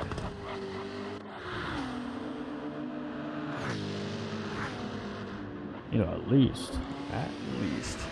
It's a conversation that came up around the chat behind the scenes the last couple of nights when we're playing NASCAR. the conversation was one of the members of an online race got third place. Oh, we hit the podium, and then of course one of the other members was like, "This is NASCAR. You either win or you're a loser." It was funny, right? And it's true though. I mean, you know, in most motorsports, there's a podium, right? There's first, second, and third place. The only time that podium comes into play in NASCAR is for the overall championship. You know, the overall point standings at the end of the whole NASCAR season. Then you have a top three, quote unquote, presentation, right? But at the end of the day, I mean, when it comes down to each individual race throughout the season in NASCAR, there is only one podium spot, and that's the guy that takes a checkered flag first. That is the overall race winner, and that is the only one that is given any glory or reward in NASCAR racing. But you know, in our racing, our circuit racing, our group class racing, you know, there is a top three, there is a podium, so there's essentially a pecking order in each event or each racing weekend in the championship. But at the end of the day, there's still only one winner. So you know, the one thing stays constant, and there's only one winner, and everybody else is chasing that person, right? So again, it all depends on what goals each team had set out at the beginning of the season. You know, those goals as the season progresses probably changed, and you know, got modified or redirected or stick handled or whatever the case may be. And you know, now we're at the end of the season, and those adjusted or stick handled goals are either met or not met at this point. But that's up for each team and driver to decide. So it's been a long season. We've been racing over 10 months. Plus our qualifying sessions the previous month before that, so it's been an 11-month championship here for all the teams and racers and volunteers behind the scenes at IRO. So one more to go. I mean, we got one more race weekend to go here from International Racing Organization. It's going to be on the official YouTube channel over for the International Racing Organization on their YouTube channel next weekend as well. We'll make sure to post all that relevant information in the Discord server and on social sites for everybody as well. We definitely want to see everybody come out and show that support for Split 1. And also we see a little less issues in the servers next weekend as well. Now, keeping in mind, I did state earlier in the broadcast that literally the Los Angeles live tour events are happening this same weekend right now in Los Angeles as well. So probably as a matter of fact, over the next 2 to 3 hours, we're going to fire that event back up. For the Nations Cup part of the event, most likely here, literally about 3 hours. So, if not now, actually, I'm looking at my time zone. I'm thinking time zone, potentially half an hour away from starting. So,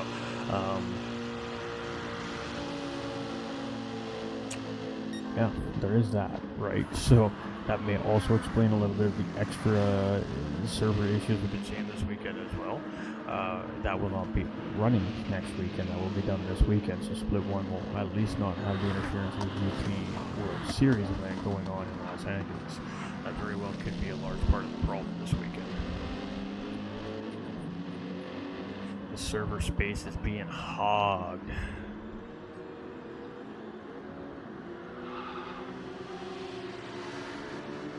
Nations was done yesterday? Oh, okay. I'm surprised. It's usually a 2-day event between manufacturing and Nations Cup. Huh. Interesting. Maybe they've reversed it. Maybe Manufacturers Cup finishes today. Nonetheless, I know about 8 hours into the stream, I noticed that all the GTS live event streams were up on YouTube, so we were in direct competition with Gran Turismo during the live stream there for a while. So, shaking my fist proverbial, how dare you interfere with our IRO broadcast.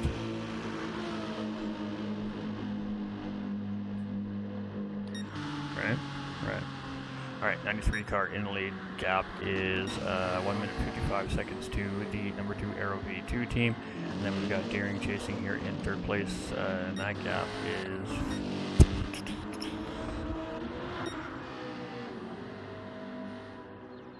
3 minutes and 30 seconds, give or take, from third to second place. Deering still has absolute pressure all over him here. He's got Gaglioche now closing in. So Get Boosted has actually lost a position to Gaglioche here in the Italian team, and now the Italian team is closing in on Deering here, trying to apply some pressure onto Deering as well. So came out of nowhere here, the number 16 GTR all of a sudden, and looking to challenge for that podium. Only 1.1 seconds away from the here currently. On the racetrack is pretty good, so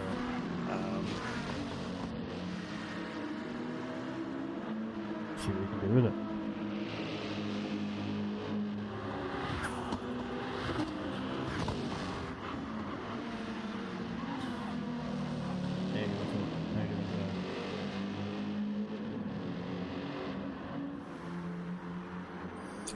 It was a cost-saving measure to run it all in one day. That makes sense. I mean, it is LA. You know, LA is LA.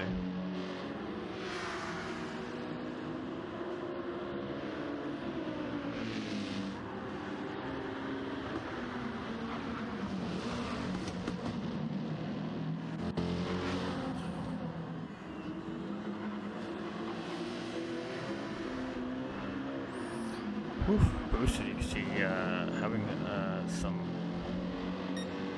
On the edge issues with the Type 55 Mercedes, driving that car very hard right now, pushing that car very hard right now on the racetrack, and you can see some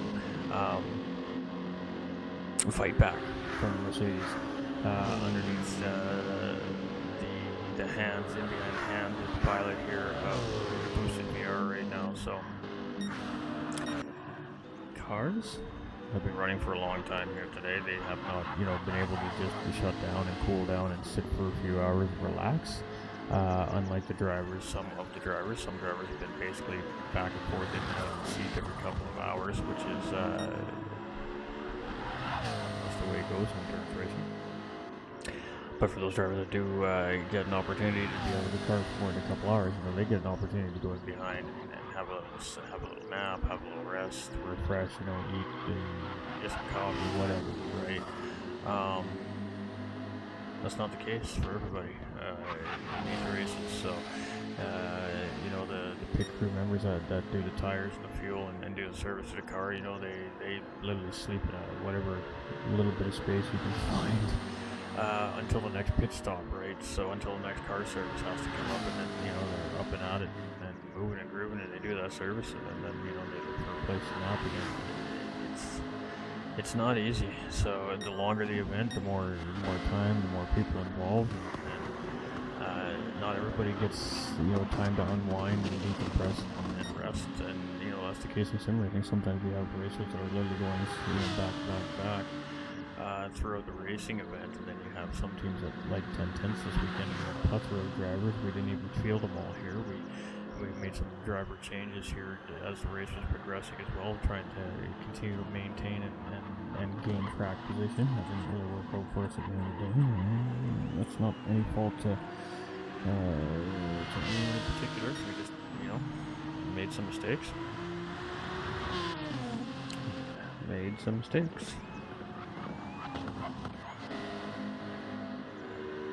And we look at the brake part.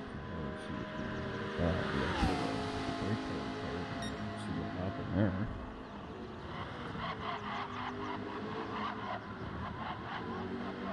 That was really weird. I've never had that happen to the brake before. I only had it for a little more than a year. A year and a half we've had the TLCM pedals.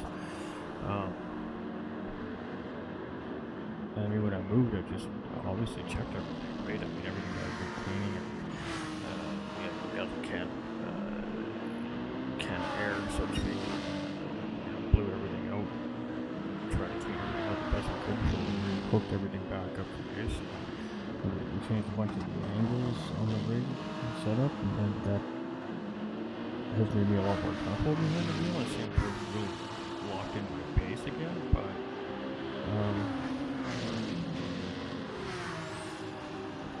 apparently the pedals decided that it was right in the middle of the IRO stint that they had to cab in. I mean, that was just the start of the end of disaster in that stint for me, unfortunately. So, I mean, equipment failure is the worst. That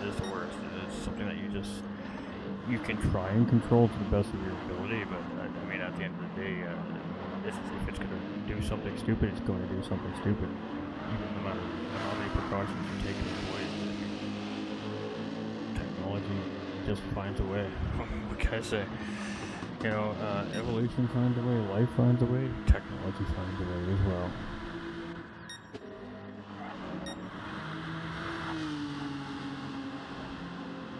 Alright, so almost 2 minute gap here now from the Aston Martin team over the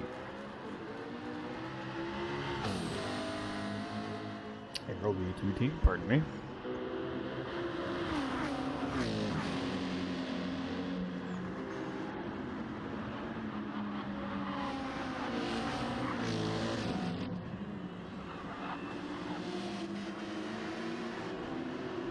The hornet's nest of great battling. That's what that is, though, Chris. Absolutely. I mean, we got a three-way battle here for The final podium position here on the racetrack, and we still have plenty of time left to go on the stint yet. So this is I mean, very active battle. Deering has been finding himself kind of on the defense here, almost the whole stint, basically, since he's come out of pit lane from driver swap, and he's right back on the defense here again now with okay there, who sends it on the outside of Blochemont and hasn't gotten the pass completed there. He doesn't make his stick, goes a little bit deep into the corner. We got the 55 Mercedes now going for the super undercut, trying to do a twofer here. And oh wow, he's going to get it done here. And then we got the MRL driver going to try and take advantage of this here. He's going to try and tuck into the slipstream of the 55 Mercedes here and try and get a lap back on these drivers as well, because he is a lap down to this group of drivers here right now. That number 9 GTR here. 8 GTR, pardon me, in behind the number 9 GTR, and then this active three-way battle for third place between Boosted, Deering, and Galioke. And being at the right place at the right time has been a pretty key set of words here in this race so far this weekend. And we just talked about how Boosted seemed like he was really over pushing that Mercedes and really giving that car a hard time. You know, the car was reacting a little bit awkwardly to some of the driving that he was forcing it to do, and then all of a sudden out of nowhere he just gets a twofer coming out of the chicane as the two drivers, you know, slowed each other up a little bit in the heat of battle, and absolutely just got two spots on a whim, being in the right place at the right time. But again, in the heat of battle there, we see a little bit of a snap come from the 55 car, and that now allows Deering to move back up into third place. The 55 car now moves up into fourth position there, and Galioke drops down back into fifth place there, where he was at the beginning of the stint here. And then we've got the Midway Racing League car just chilling in behind, enjoying the show, man. Front row seat right there. Get the popcorn out, get the 3D glasses out, and let's watch some battling happening right there in front of us. He's got the best seat in the house right now. Sitting in that number 8 GTR currently on the racetrack there. So a little bit of a fake out, I think, there from the 55 car on the number 9 car, and he didn't really bite. He just decided he should probably cover off that angle just in case, and that's all we've seen a number 9 car do at that point. And there was no intention there for the 55 to try and make a move there, and that was just a fake out style attempt right there to try and get a response out of the car in front. Sometimes you'll get an immediate response out of the car in front where they make an over-aggressive defensive move and of course compromise in the corner. They get the exit wrong, and that's when you take advantage of the chasing racer and scoop up the inside and get the easy pass done. That did not work on Deering. Deering didn't even bite. All he did was just made that GTR's rear end just a little bit wider, essentially, and just covered off that extra little bit of racetrack just to make sure that he couldn't put the car in there, just in case he was thinking about it, you know?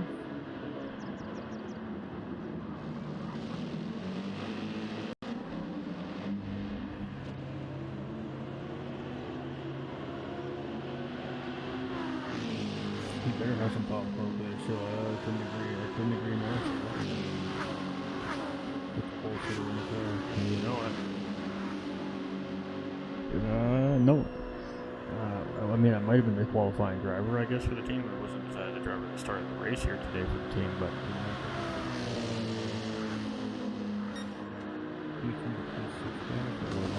yeah, this has been ongoing here for some time now. Basically the whole stint, really. There was a slight battle or attempted battle between the 55 car and the number 9 9 car in there right at the beginning of the stint as well. They came out nose to tail to each other. And then that separated just a tiny little bit, and then all of a sudden God Yoke comes out of absolutely nowhere and makes it a 3-way battle. It looks like it's a 4-way battle there, but the MRL car is a lap down to those guys, so even if he was to get around the 9, 55, and 16 car, it doesn't gain him any position as far as track position or finishing position goes in the standings or on the grid there, but it does give him a lead lap back on those 3 drivers. That's what would give him if he got around those 3 drivers at this point. So he's opted to just purposely stay in behind this active 3-way battle for the podium there, and you can see he's just allowed the race leader now to get through here. So in the middle of a very active 3-way battle for the final podium position, we've now got the race leader coming in here with the blue flags waving, and each one of the drivers is going to have to give that position up to the 93 car here. So who is going to give up the most time? Who's going to give up the time to that race leader in the wrong spot? And who's going to lose a position in these blue flag transitions? Those are the 3 questions that immediately come to my mind as I see this start to unfold in front of us here. And at the moment, the current race leader doesn't seem to be in an immediate hurry to get through there, but just as I say that, we see one of the 3 cars, Yoke, going in, or Yokai, I'm not sure how that's pronounced, but moves into pit lane and removes himself from that battle and potential time loss, and just goes ahead and decides to make a scheduled pit stop here.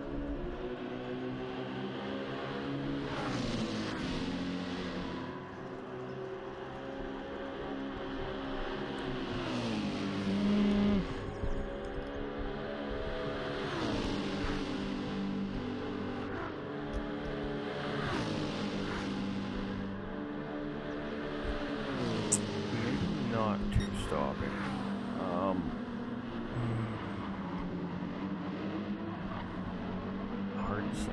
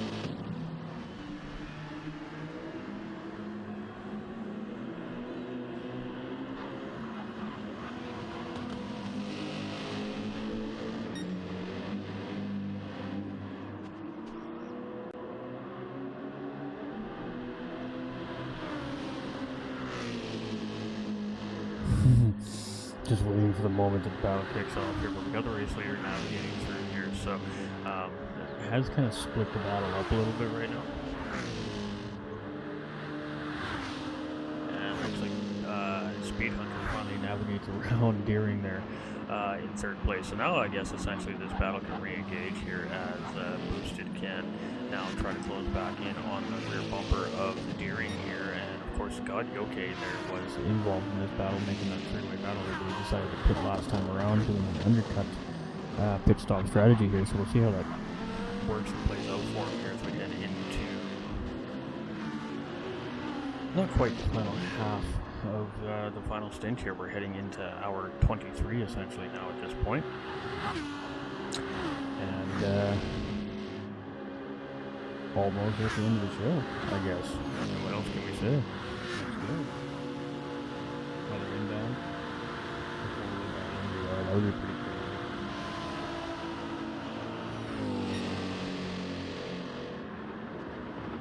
Another look at good, says Snipes. I mean, it looks like it's holding pretty good here right now.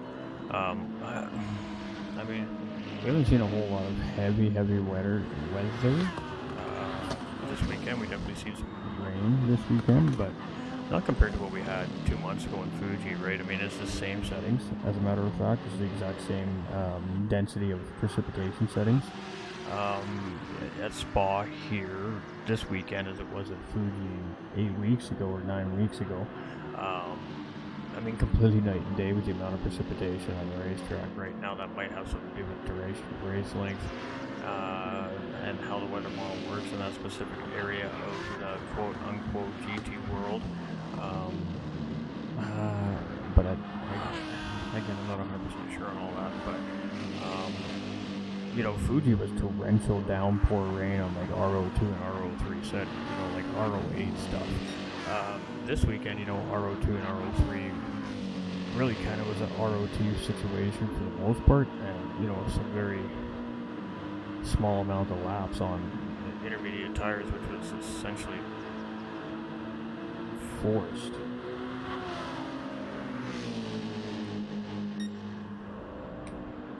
Ouch. 1 minute 2 seconds first to second place here currently right now between the 93 and the number 2 teams here. Nothing to be stressed about right now. Here goes from the 93 group as well at the moment.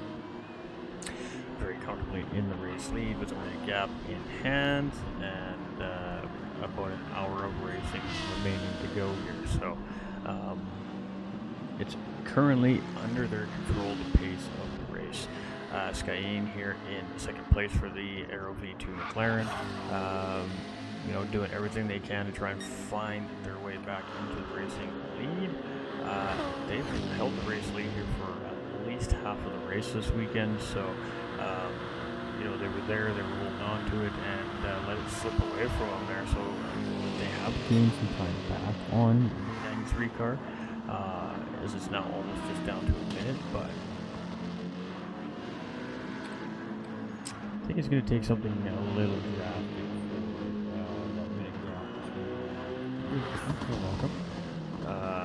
Change. Now consider that the stream is 15.15 seconds in delay from the actual live footage from what I see in front of my eyes compared to what you guys see in front of your eyes and gals. It's about a 15.15 second delay. So just if it matters for anybody that's watching, it may matter. We may have race engineers relaying information from the stream to the racers. That's normal. But it is about a 15-second delay, 1.5 on the stream. So what you guys are seeing is about 15 seconds behind real time. Essentially, this is what I'm saying. Just a heads up to the racers, so you know. To the engineers and the crew members that are sitting here chilling, we see some rain starting to come down on the racetrack here. We're not crazy. We see rain. Windshield wipers are moving here, and just as Snipes comes in the chat, so the weather is going to be good for this stint.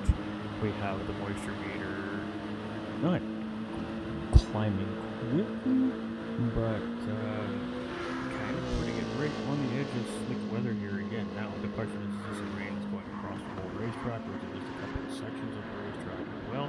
How big is this precipitation front that is coming around? So we do have boosted continuing to go around here on the racetrack as the rain starts to drop, and Deering has opted to come into pit lane here, and honestly it might very well be a scheduled pit stop here, potentially coming from Deering here as well.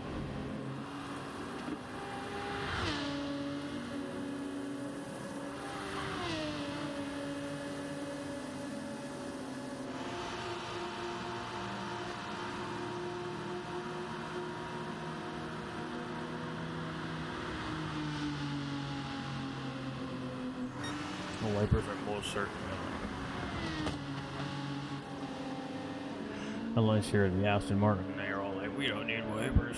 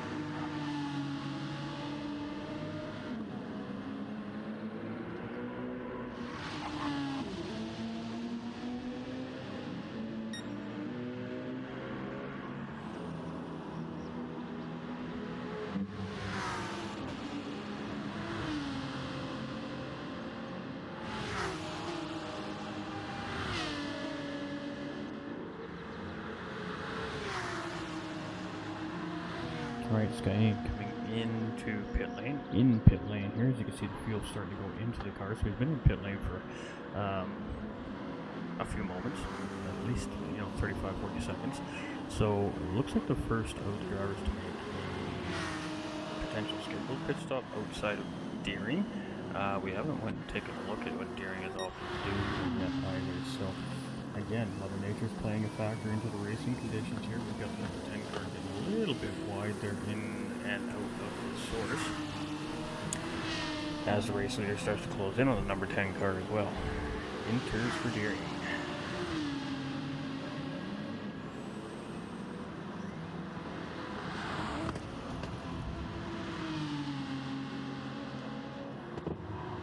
Alright, so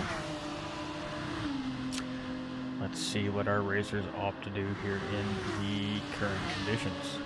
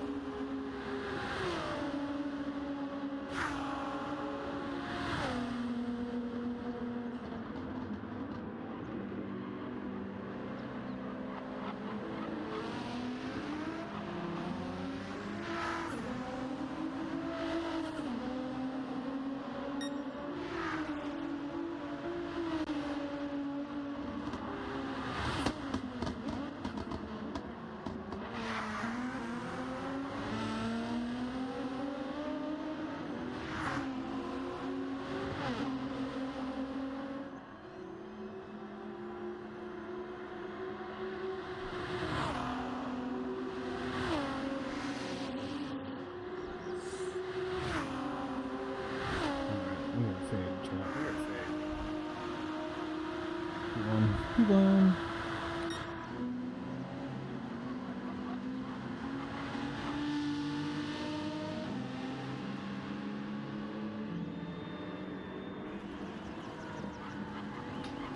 Minute to 45 in the race lead. We've got Skyene here. 44 in behind the race lead. About 3.5 minutes to Gadioke in third place. Deering here at 1.1 seconds now in behind here in fourth place. So gain a position with a pit stop coming from Boosted. Now, 5th place is Boosted. That has Oscar here closing behind. Looks like Marky Mark. Got one right banana here in 7th position for the 71 BMW camp as well. Excellent time ahead and behind the other racers here. 2 minutes and 27 seconds.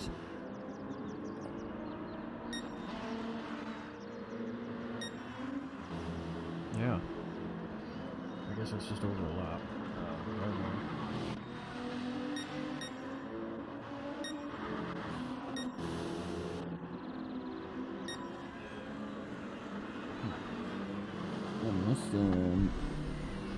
Looks to be 6 minutes.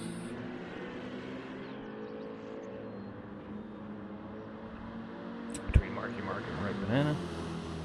And then a minute 42 between Mark and Wendigo. Supra is 52. A little bit of a gap there. But D-Run and SB Racing literally just coming out to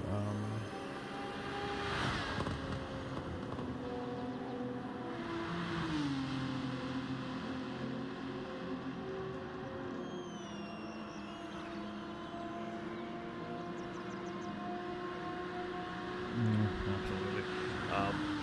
Yeah, I mean, that worked out for most of the races, or it looked like. or up to this point anyways.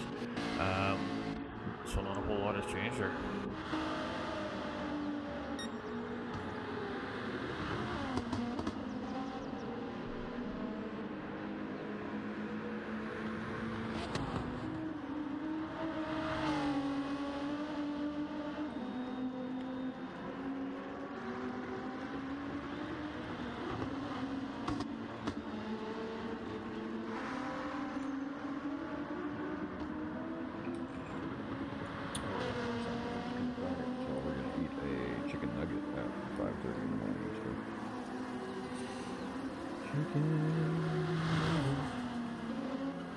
Oh yeah, you're back.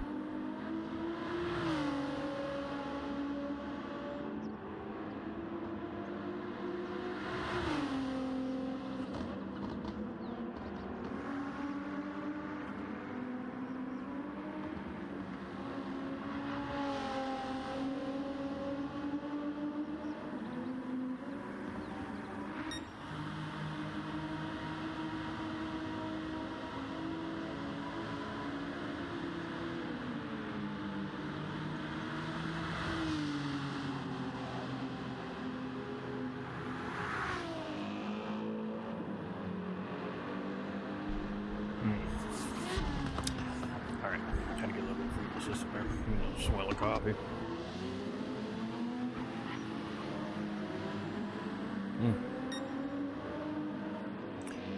Alright, Speed Hunter here in first place, 1 minute 15 seconds ahead of Aero V2's Skyene,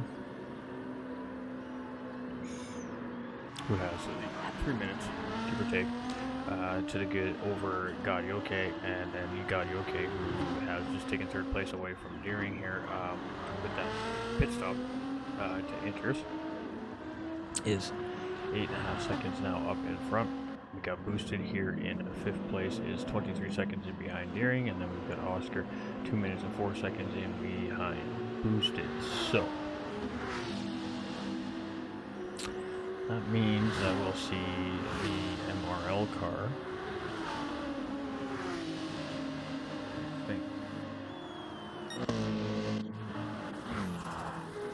Never mind. Thought that would get him a lap back on Deering. But the gap is about 3 minutes from Oscar to get boosted. So with that being said, that's definitely not going to be the case.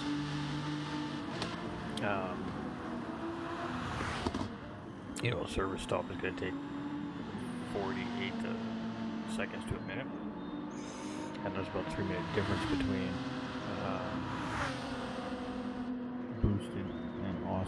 So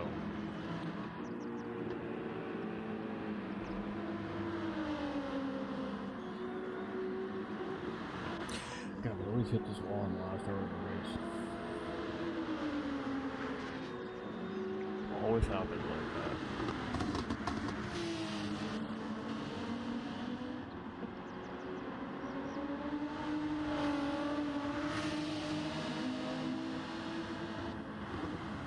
Always.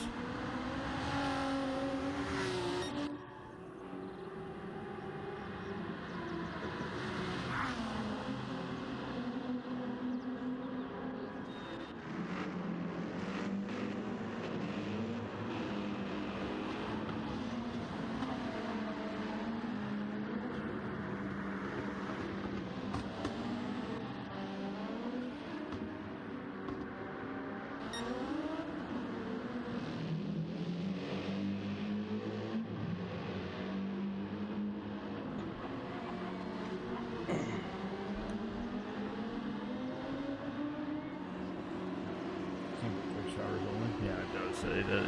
It's just a little brief. Well, I shouldn't say that. I mean, that first one was a little more than a quick little shower. I mean, it did put like 33% water on the racetrack.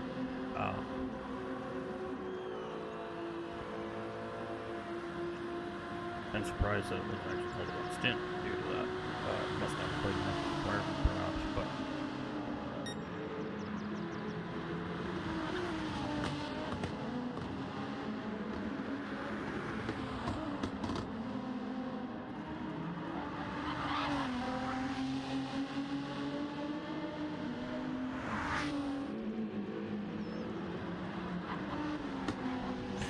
So the race leader's trying to lap the whole field here, again.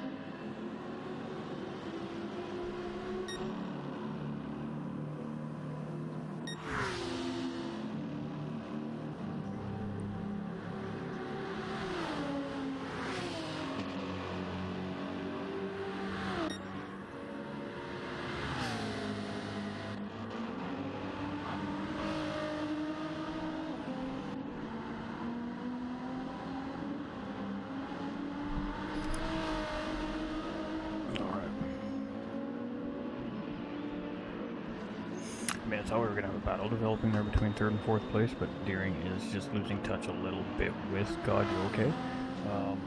So, don't mind the random flipping. We're just trying to find something to entertain ourselves with here.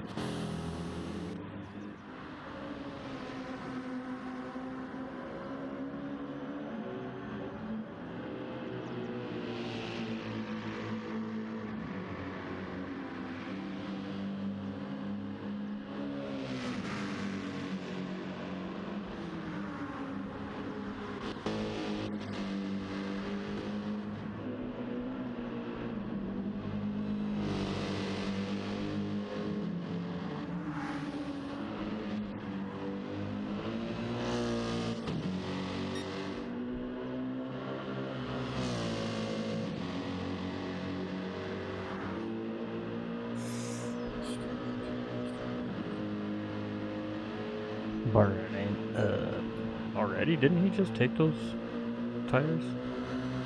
Like, oh, he's still on those tires. Got it.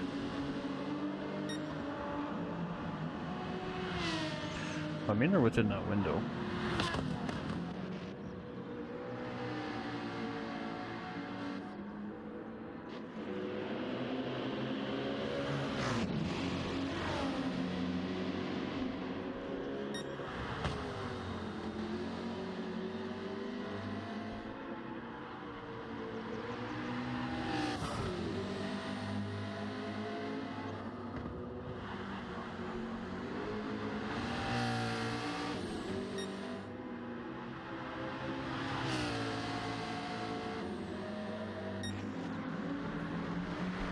Oh.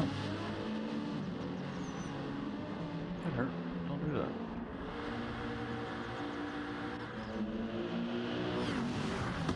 Oh, we got Supra in ahead of Godyoke and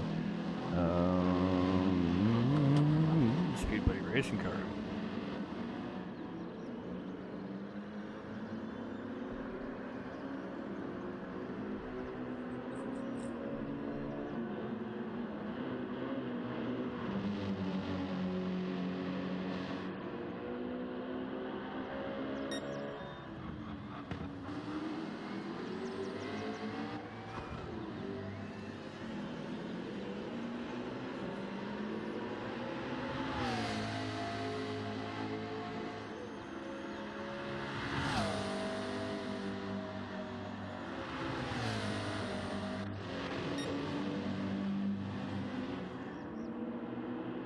Alright, so we got Godyoke now. We're getting around Supra there from Team Rad.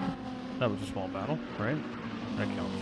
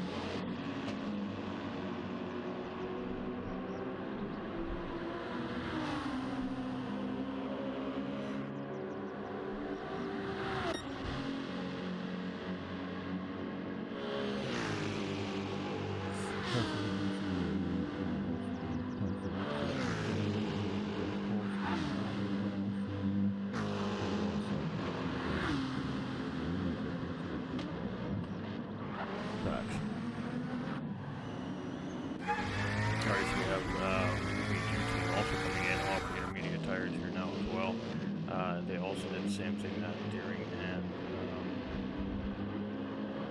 Boosted did as well.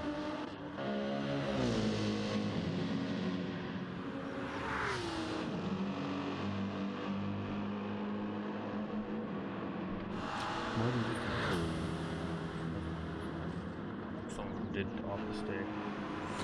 Try to tough it out on soft tires, and some opted to come in on wet tires.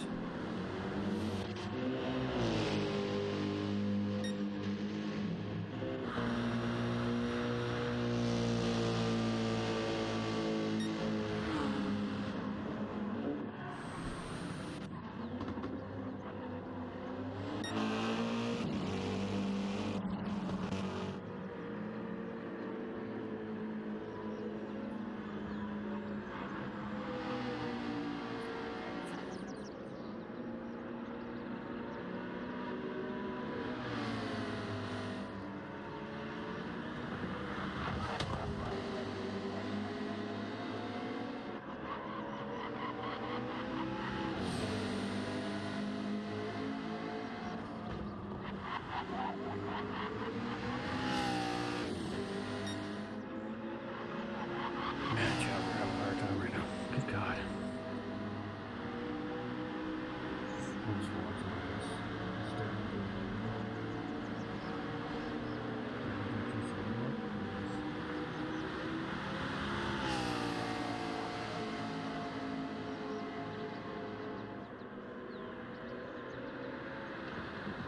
Oh, that sucks.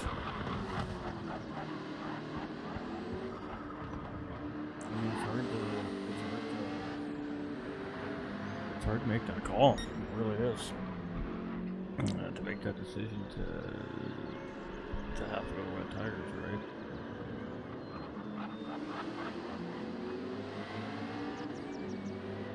And I mean, you can see that there's a dry line and a wet line here on the track as well. Those two lines kind of defining each other there on the racetrack. One being the don't want to go there zone, the wet zone, and the rest of it, the drying part, the definitely put your car here zone.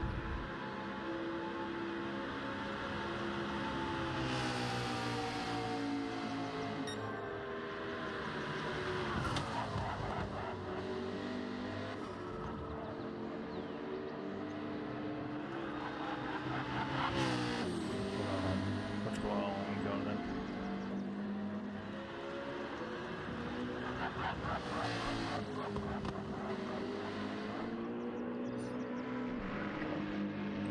Yeah, there goes.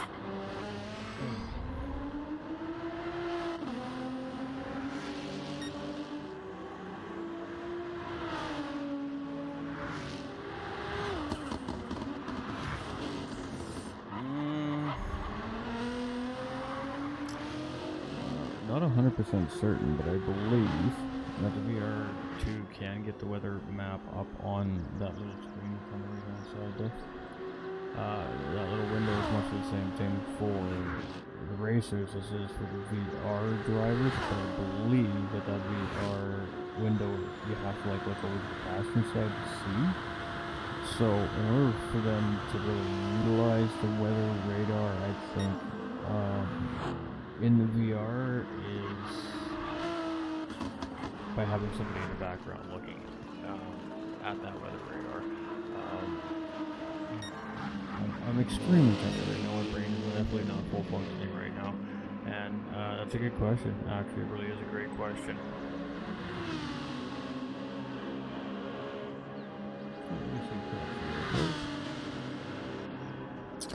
Minute 55 between first and second place. 2.5 minutes between second and third place here. Then we got 55 seconds between God, Yoke, and Gearing. In third and fourth place between Gearing and Boosted is a minute 15. Boosted and Oscar for MRL is a minute 21. Between the MRL team and One Right Banana. The BMW here it is 1:44. Then we got Mark here is 1 minute and 1 ahead of Wendigo, and a few minutes behind Banana. Not sure how many few minutes, but almost 8 few minutes.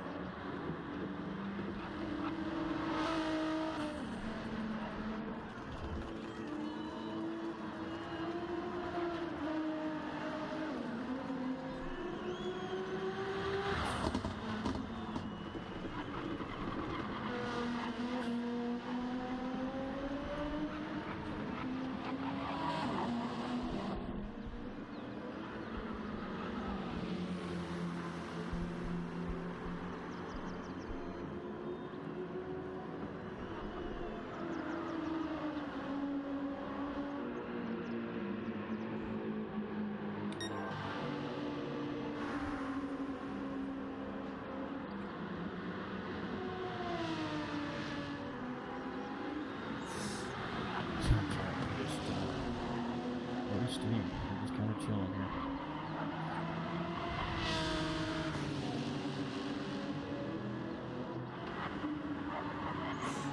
And there's no real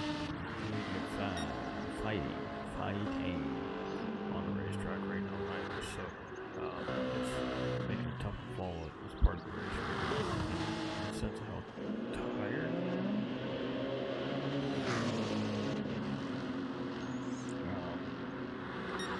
But the drivers will unfortunately cover that.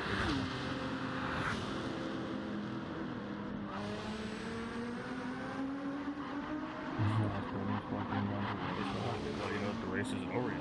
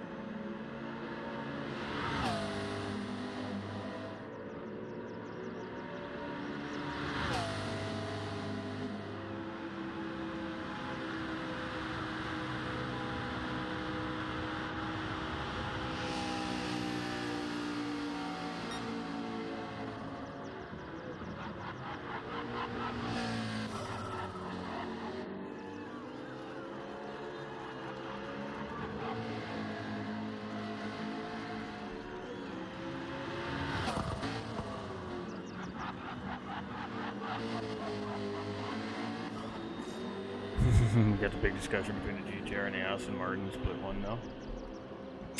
Everybody seems to forget there's that number 5 car, that Lexus, that it doesn't really seem to matter what racetrack it's on, that it's just absolutely blazing fast around the racetrack. It's split one as well. that number 5 Sector 7 Esports Lexus, as a matter of fact.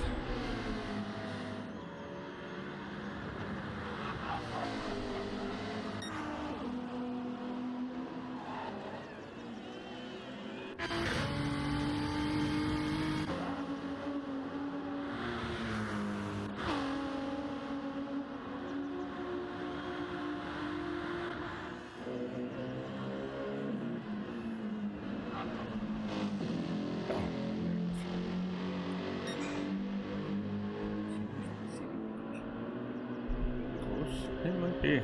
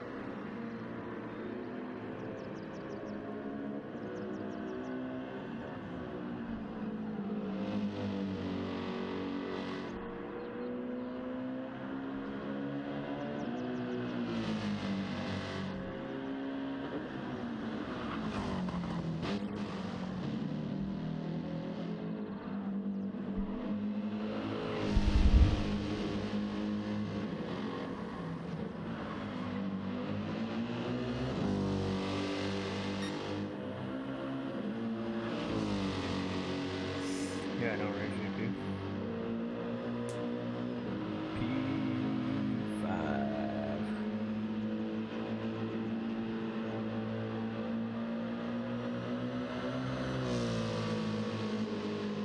I know, right, Pasta? Right? Yeah, you guys will be in really good position.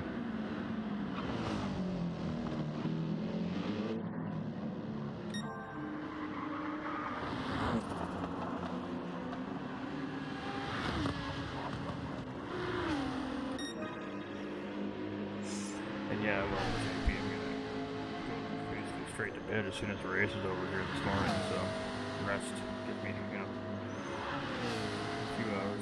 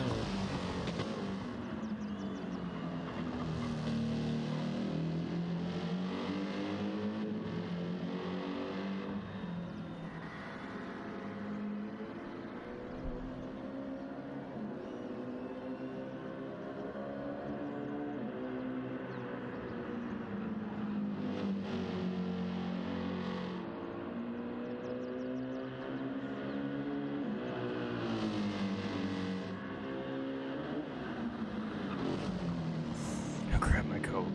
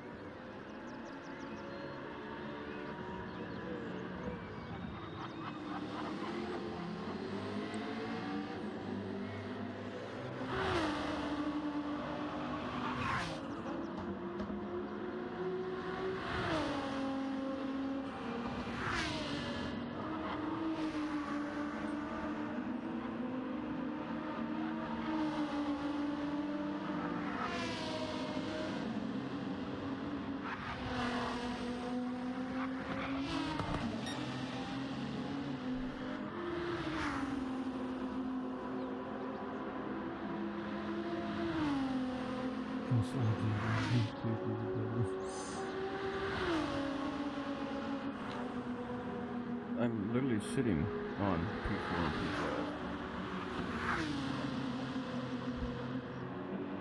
All you gotta do is look, man.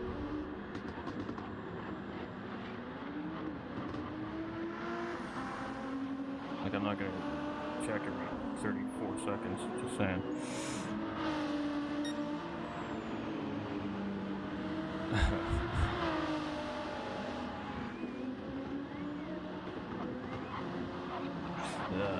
Third place drivers had really good pace in the stint. It's going to be tough for Darien to catch up.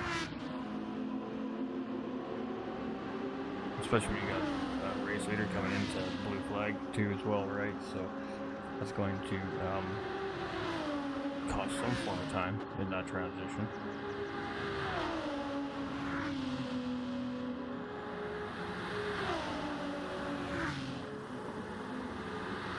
Going back down again.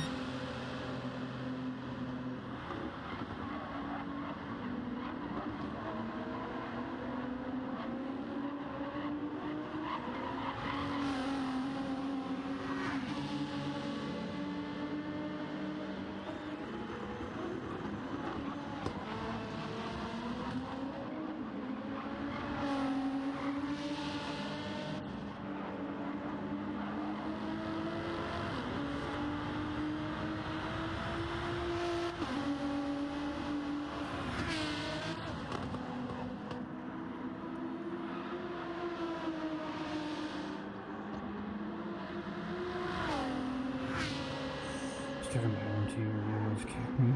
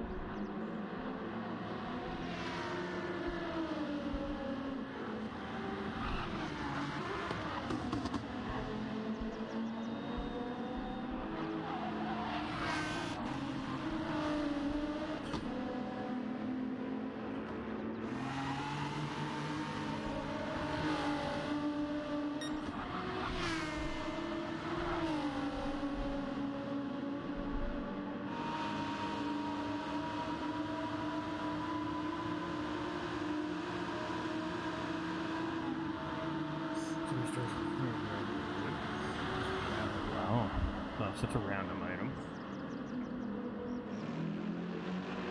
Alright, let's go through the field. Again, fading chat, so just, doing a little head bobs here and there. And starting to fight the inevitable, you know what I mean?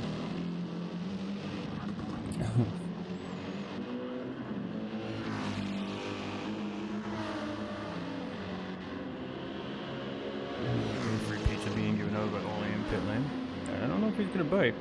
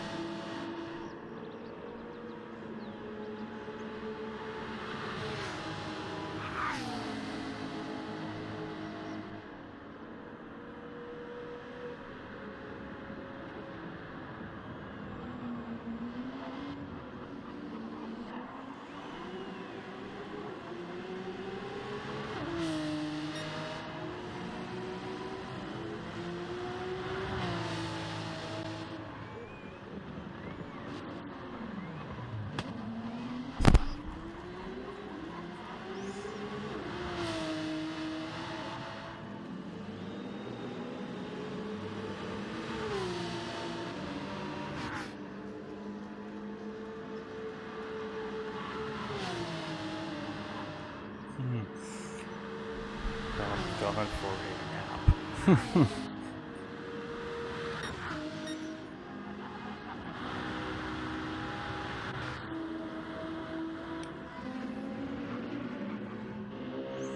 Just can't get the brain to wake the eyes up right now. I mean, they just keep wanting to shut. Fighting that the past hour here. Just tired. It's been a long weekend. We're not done yet. We should have been a race here in a few hours.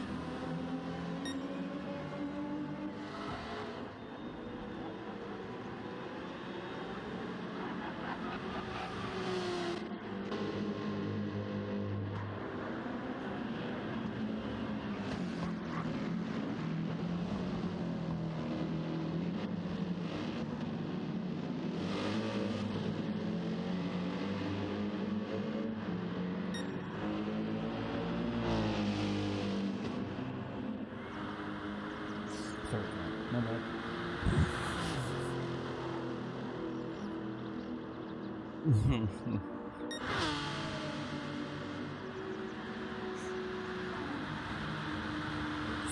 Just out of steam.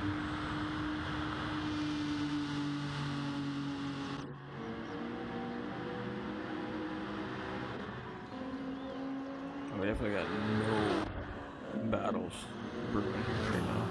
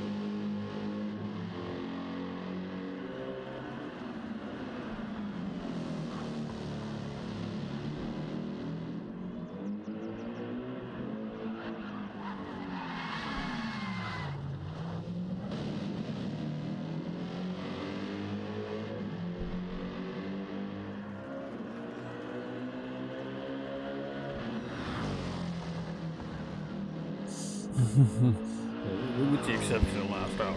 It's been streamed, but that's about all it's been. I just waiting, you know. it's always the last hour that seems to be the hardest when I've been up for 24 or so hours. I mean, there's just nothing happening on the racetrack. I think that's the biggest problem, right? There's no battles happening anywhere right now. Or really at all in the last hour. So just fighting natural body things, right? The body realizes that we're tired and just wants to go to sleep. So it's trying to make that happen. We, on the other hand, are trying to not let that happen and continue doing what we're doing here. So thankfully we're almost there. So definitely not the most long. We start to, you cut down the forest, I'm sure. Good morning. Morning, Bruno.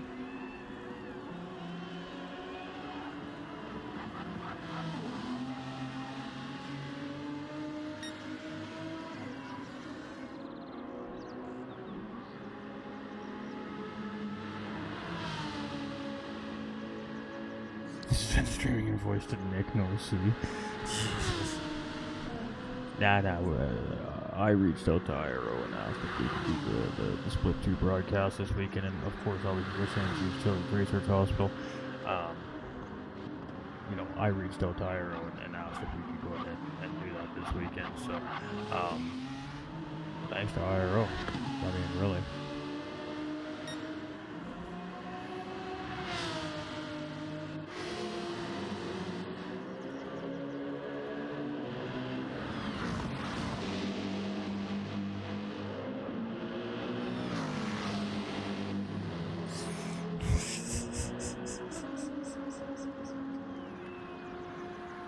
Well, it's probably a little tough To send things from the North Sea. Just saying.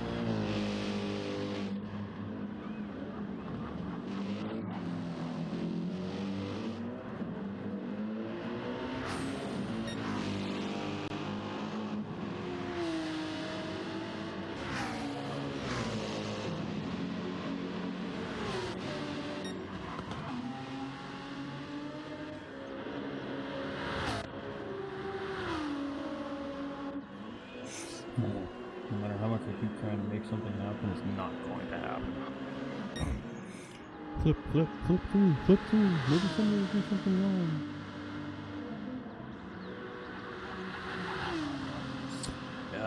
He did disconnect last stint, actually, Pebe, so I mean, he definitely,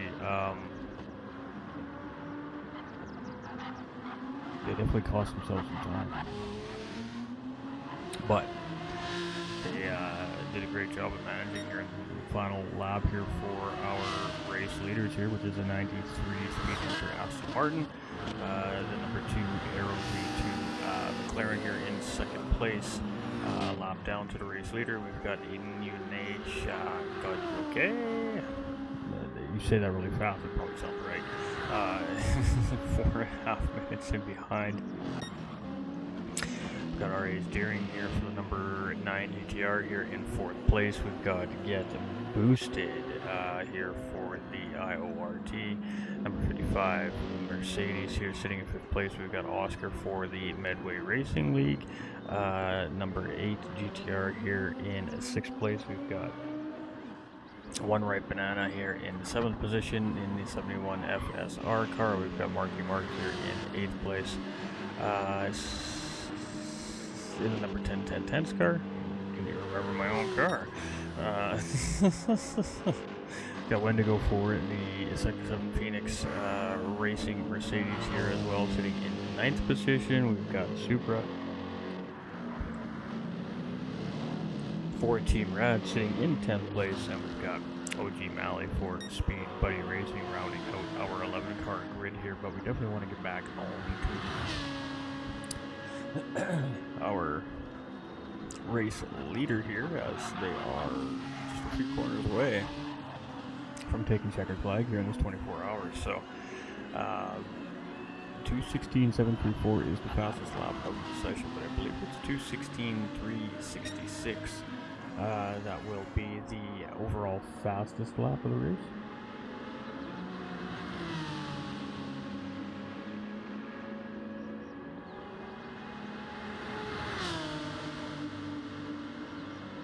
Yeah, we're watching P1 cross the line right now, man.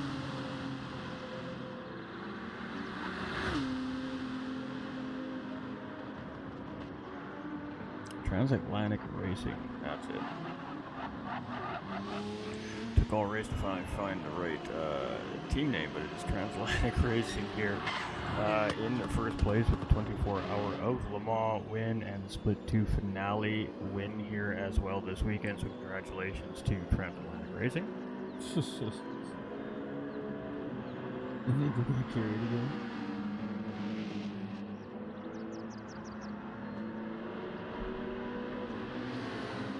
Alright, so it is the number 2 Aero V2 McLaren is going to come across here in second place. We do see Deering come across the line there in 4th position.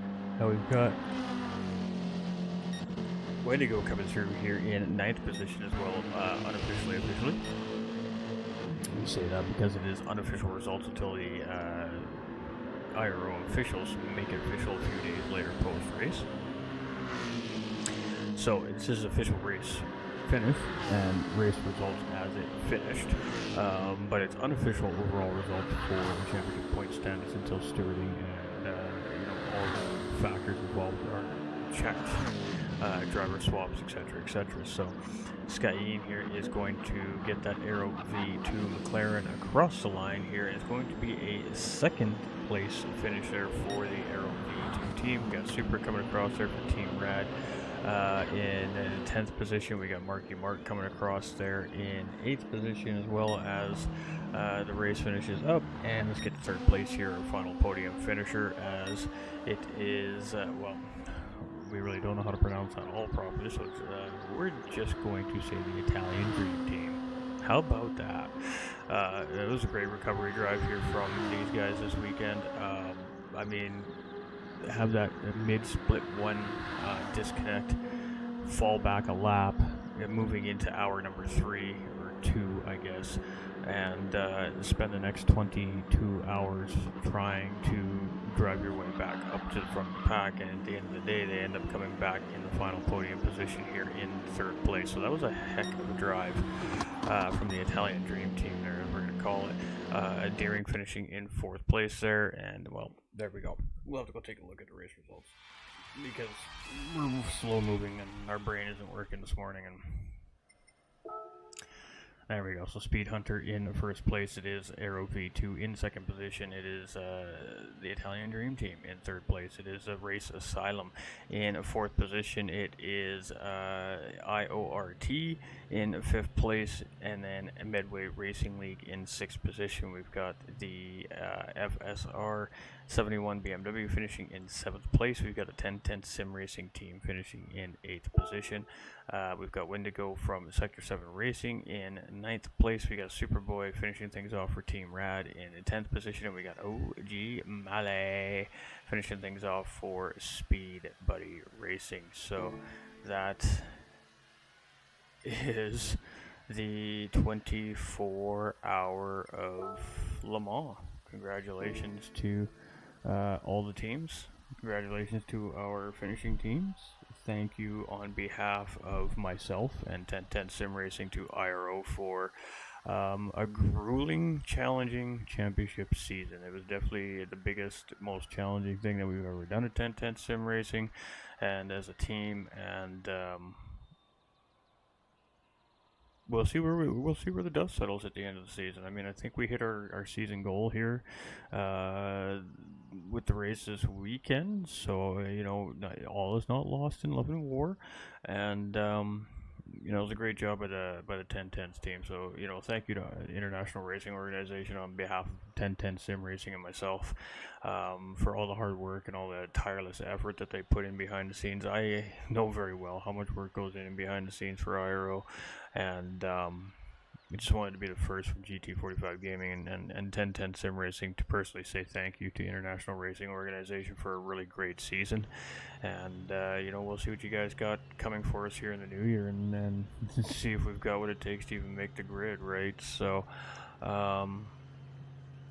it's going to be competitive next season. There's teams joining into the server. There's lots of new drivers coming into the server quite regularly here at International Racing Organization, and it's going to be a tough bracket next year, I think, coming here from the International Racing Organization. So with that being said, I mean, GG's to all the teams, all the racers that took part, whether you're still currently running or not, whether you were involved at the beginning of the season or at the end of the season, it doesn't really matter. At the end of the day, I mean, we're talking about 14 teams with up to 10 drivers per team's roster, up to 140 racers just in Split 2. You can match that number in Split 1 as well. So between Split 1 and Split 2, ladies and gentlemen, IRO is housing up to 280 racers this championship season. That is a massive amount of racers in amongst all the teams if every team filled their 10 driver roster. Now, that's not necessarily the case, but that is potentially what IRO is dealing with here in behind the scenes from racing month to racing month for 2 weekends out of the month, because there is 2 splits. So, the tireless efforts from IRO is you can't thank them enough for everything that they've done this championship season. And all I can say is thank you, and keep up the great work. Keep doing what you guys and gals are doing over there, because the racing is great, and it's bringing the community together. So when we talk about togetherness, we've been here all weekend long fundraising for St. Jude's Children's Research Hospital as well, on behalf of Tenths Simracing, the Bloomstrom family, St. Jude's Children's Research Hospital, in cooperation with Nolander Gaming and the International Racing Organization. I will definitely take a look at the total here in a few hours when I kind of come back to life and have a little bit of a brain back inside of my head to see how we did here over the 24 hours. So if you are one of those lovely viewers that went and donated to the St. Jude's Children's Research Hospital Foundation campaign here from GT45 Gaming and Nolander Gaming for the Vegas Cup Series, we really do deeply appreciate your support and your donation, and we just want you all to know that that money has gone immediately to work. That money is sent directly to St. Jude's the moment you guys send those donations in. As soon as those donations are cleared by your respective institution, banking institution, or credit card company, that money is immediately put to work by St. Jude's Research Hospital. So your donations have already made an impact, have already made a difference, and thank you for being a part of the bigger picture this season, this championship season, of course, this winter holiday season as well, and the goal for trying to help one family out with cancer care and living expenses while their children or child goes through their chemotherapy. So it means a lot to us, and do us a favor and just keep sharing out the content. When you see these fundraising streams come up, when you see the fundraising link come across on a social feed somewhere, share it out. If you shared it, reshare it anyways. We don't care. You just keep sharing it out. Sharing the content is what's going to help us succeed here for St. Jude's Children's Research Hospital. And with my lack of ability to do my commentary for the last hour because my head was fighting my body, we would have talked about that a little bit more. But, much love and congratulations to the Transatlantic Racing Team, the Aero V2 Racing Team, and our third place Italian Dream Team there as well this weekend. And unofficially, congratulations to Transatlantic Racing for a Split 2 championship title. Now, I say unofficially because we still have to settle official results here, obviously, behind the scenes over the next few days, and anything can happen in that process. So we've seen that officiating process come down good and hard when it needs to, and can factor into how those official results happen at the end of the race. So hopefully everybody was good boys and little girls on the racetrack here this weekend, and nobody gets any tickets filed against them, and we can make this official a lot sooner. So it all comes down to, again, the amount of incidents and tickets filed, and the amount of work necessary for the officiating staff to get it all done. There's 12 stints, which means there's 12 stints of driver swaps that everything has to go through. There was some red flag issues and a few other lobby stabilization issues throughout the race here this week, and the nil needs to be looked at, verified, and double checked as well. Basically what happens if there was any time advantage or disadvantage gained or lost by a team, that's basically supplemented at the end of the race in a sense. So you kind of get that time back. Now that could change a position potentially, but at the end of the day, it just makes it even Steven on where you should have been potentially on the racetrack, right? So they do the best they can to make everything right. If they did find a mistake that was made throughout the 24-hour process or throughout the endurance racing process, and they do make that correction. So much love to everybody involved here from Split 2, and I'm just glad that we were able to at least get the content out to our racers, obviously in Split 2, and to the viewers, and get a little extra fundraising time and effort towards St. Jude's Children's Research Hospital as well. So again, thank you to IRO from Tenths Simracing for the championship season, and thank you to the International Racing Organization from GT45 and Nolander Gaming for allowing us to fundraise this weekend while we did the broadcast as well. And a huge thank you to Nolander for stepping in and filling in some commentary holes here that we needed filled while we did our own racing this weekend as well. I mean, it was definitely a group effort behind the scenes on that end of things. So we just hope that you all enjoyed the content. We hope that you all enjoyed the racing here this weekend. And I mean, Split 1 runs same bat time, same bat place next Saturday right here. Not right here, but right in this same racetrack here at Spa. So Split 1 from International Racing Organization does go green at 10 a.m. Eastern Standard Time here in North America next Saturday morning. And we'll see you there as we bring, I think, about 10 to 12 hours of the action to your viewing screens at home here for Split 1 as well. So again, thank you everybody. Remember, it's the holiday season. You know, it's the season to make a difference, to do good, to make change. So I challenge everyone out there to, over the next week, to find some way to do a small act of kindness.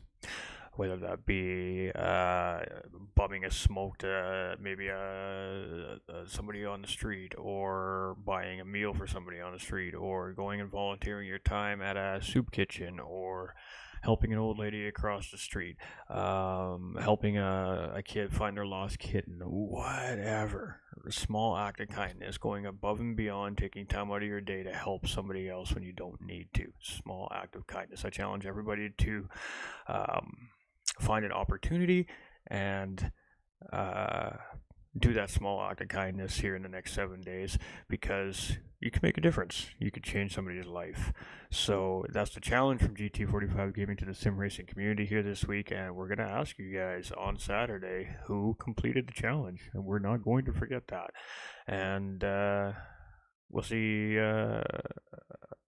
how many potential lives were changed over the next week. So remember that as you guys are out there doing your daily routines throughout the week here this week, and keep St. Jude's Children's Research Hospital very close in your heart and close in your mind. Make sure that link is nearby, and get that out in your social circles for us. Share it, tell your family, friends, and social networks want to puke. That means we're doing it right. Appreciate you all. Thank you all so much for tuning in. Absolute doozy of a race. You know, I will talk to the Tenths team and the crew and the drivers in behind the scenes in our team server. I have plenty I would like to say to the team as well, but we're not going to do it live on stream. That's something that'll be done privately behind closed doors and behind the garage, the paddock there for the Tenths crew and company, our guests here this season as well. So, happy with how things ended today. The car came across the start-finish line. We took the checkered flag. That was the ultimate goal here today. We raised some money. That's also important. That was the bigger goal here today. How much we have yet to figure out, I'll figure that out later as I go through the campaign page. We got to go through the donations list and get the names started into the stream and stuff. We're going to roll some credits here too as well for our donators over in the Vegas Cup Series. But if you guys want to see where the fundraising campaign comes from, I guess where it bursts from, at 5 p.m. Eastern time here, North American time this afternoon. Here we will have round number 5 from the Vegas Cup Championship Series here on GT45 Gaming will be Split 1. Over on Nolander Gaming will be Split 2, and over on Fast Ginger's channel will be Split 3. However, if we have the numbers working out, we will most likely probably combine Split 2 and 3 together and just create a larger lobby. We'll see how that goes and how that plays out here today, but That's a discussion for about 6 hours from now. So, we love y'all. We appreciate y'all.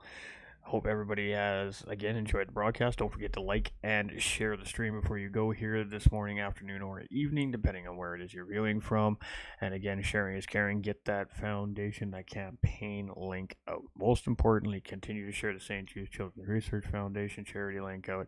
Continue to push that, help us push that campaign out. Make the internet puke that thing all over the place. And let's absolutely just annihilate that $2,500 goal. I appreciate y'all. We love y'all. Remember, you all matter. Stay winning. And we will catch you all on the next one.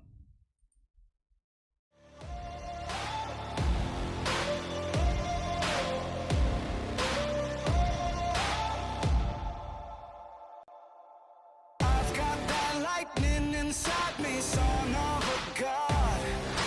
I'm like a titan that's rising, oh, just you watch. I'm stepping into fate. There is no time to waste. I've got that lightning inside me. This is how legends are made.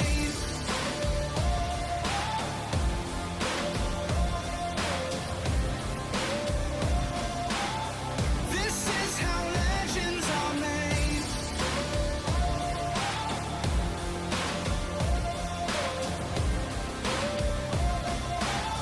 This is how legends are made. I'm cranking up on the throttle, victory is mine.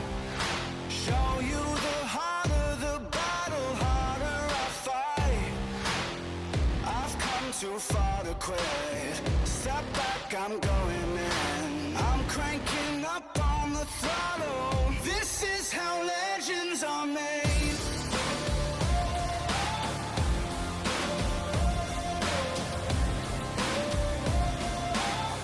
This is how legends are made.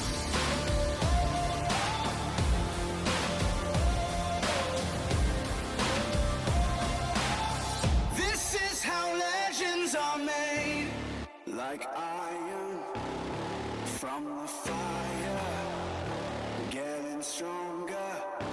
This is how legends are made.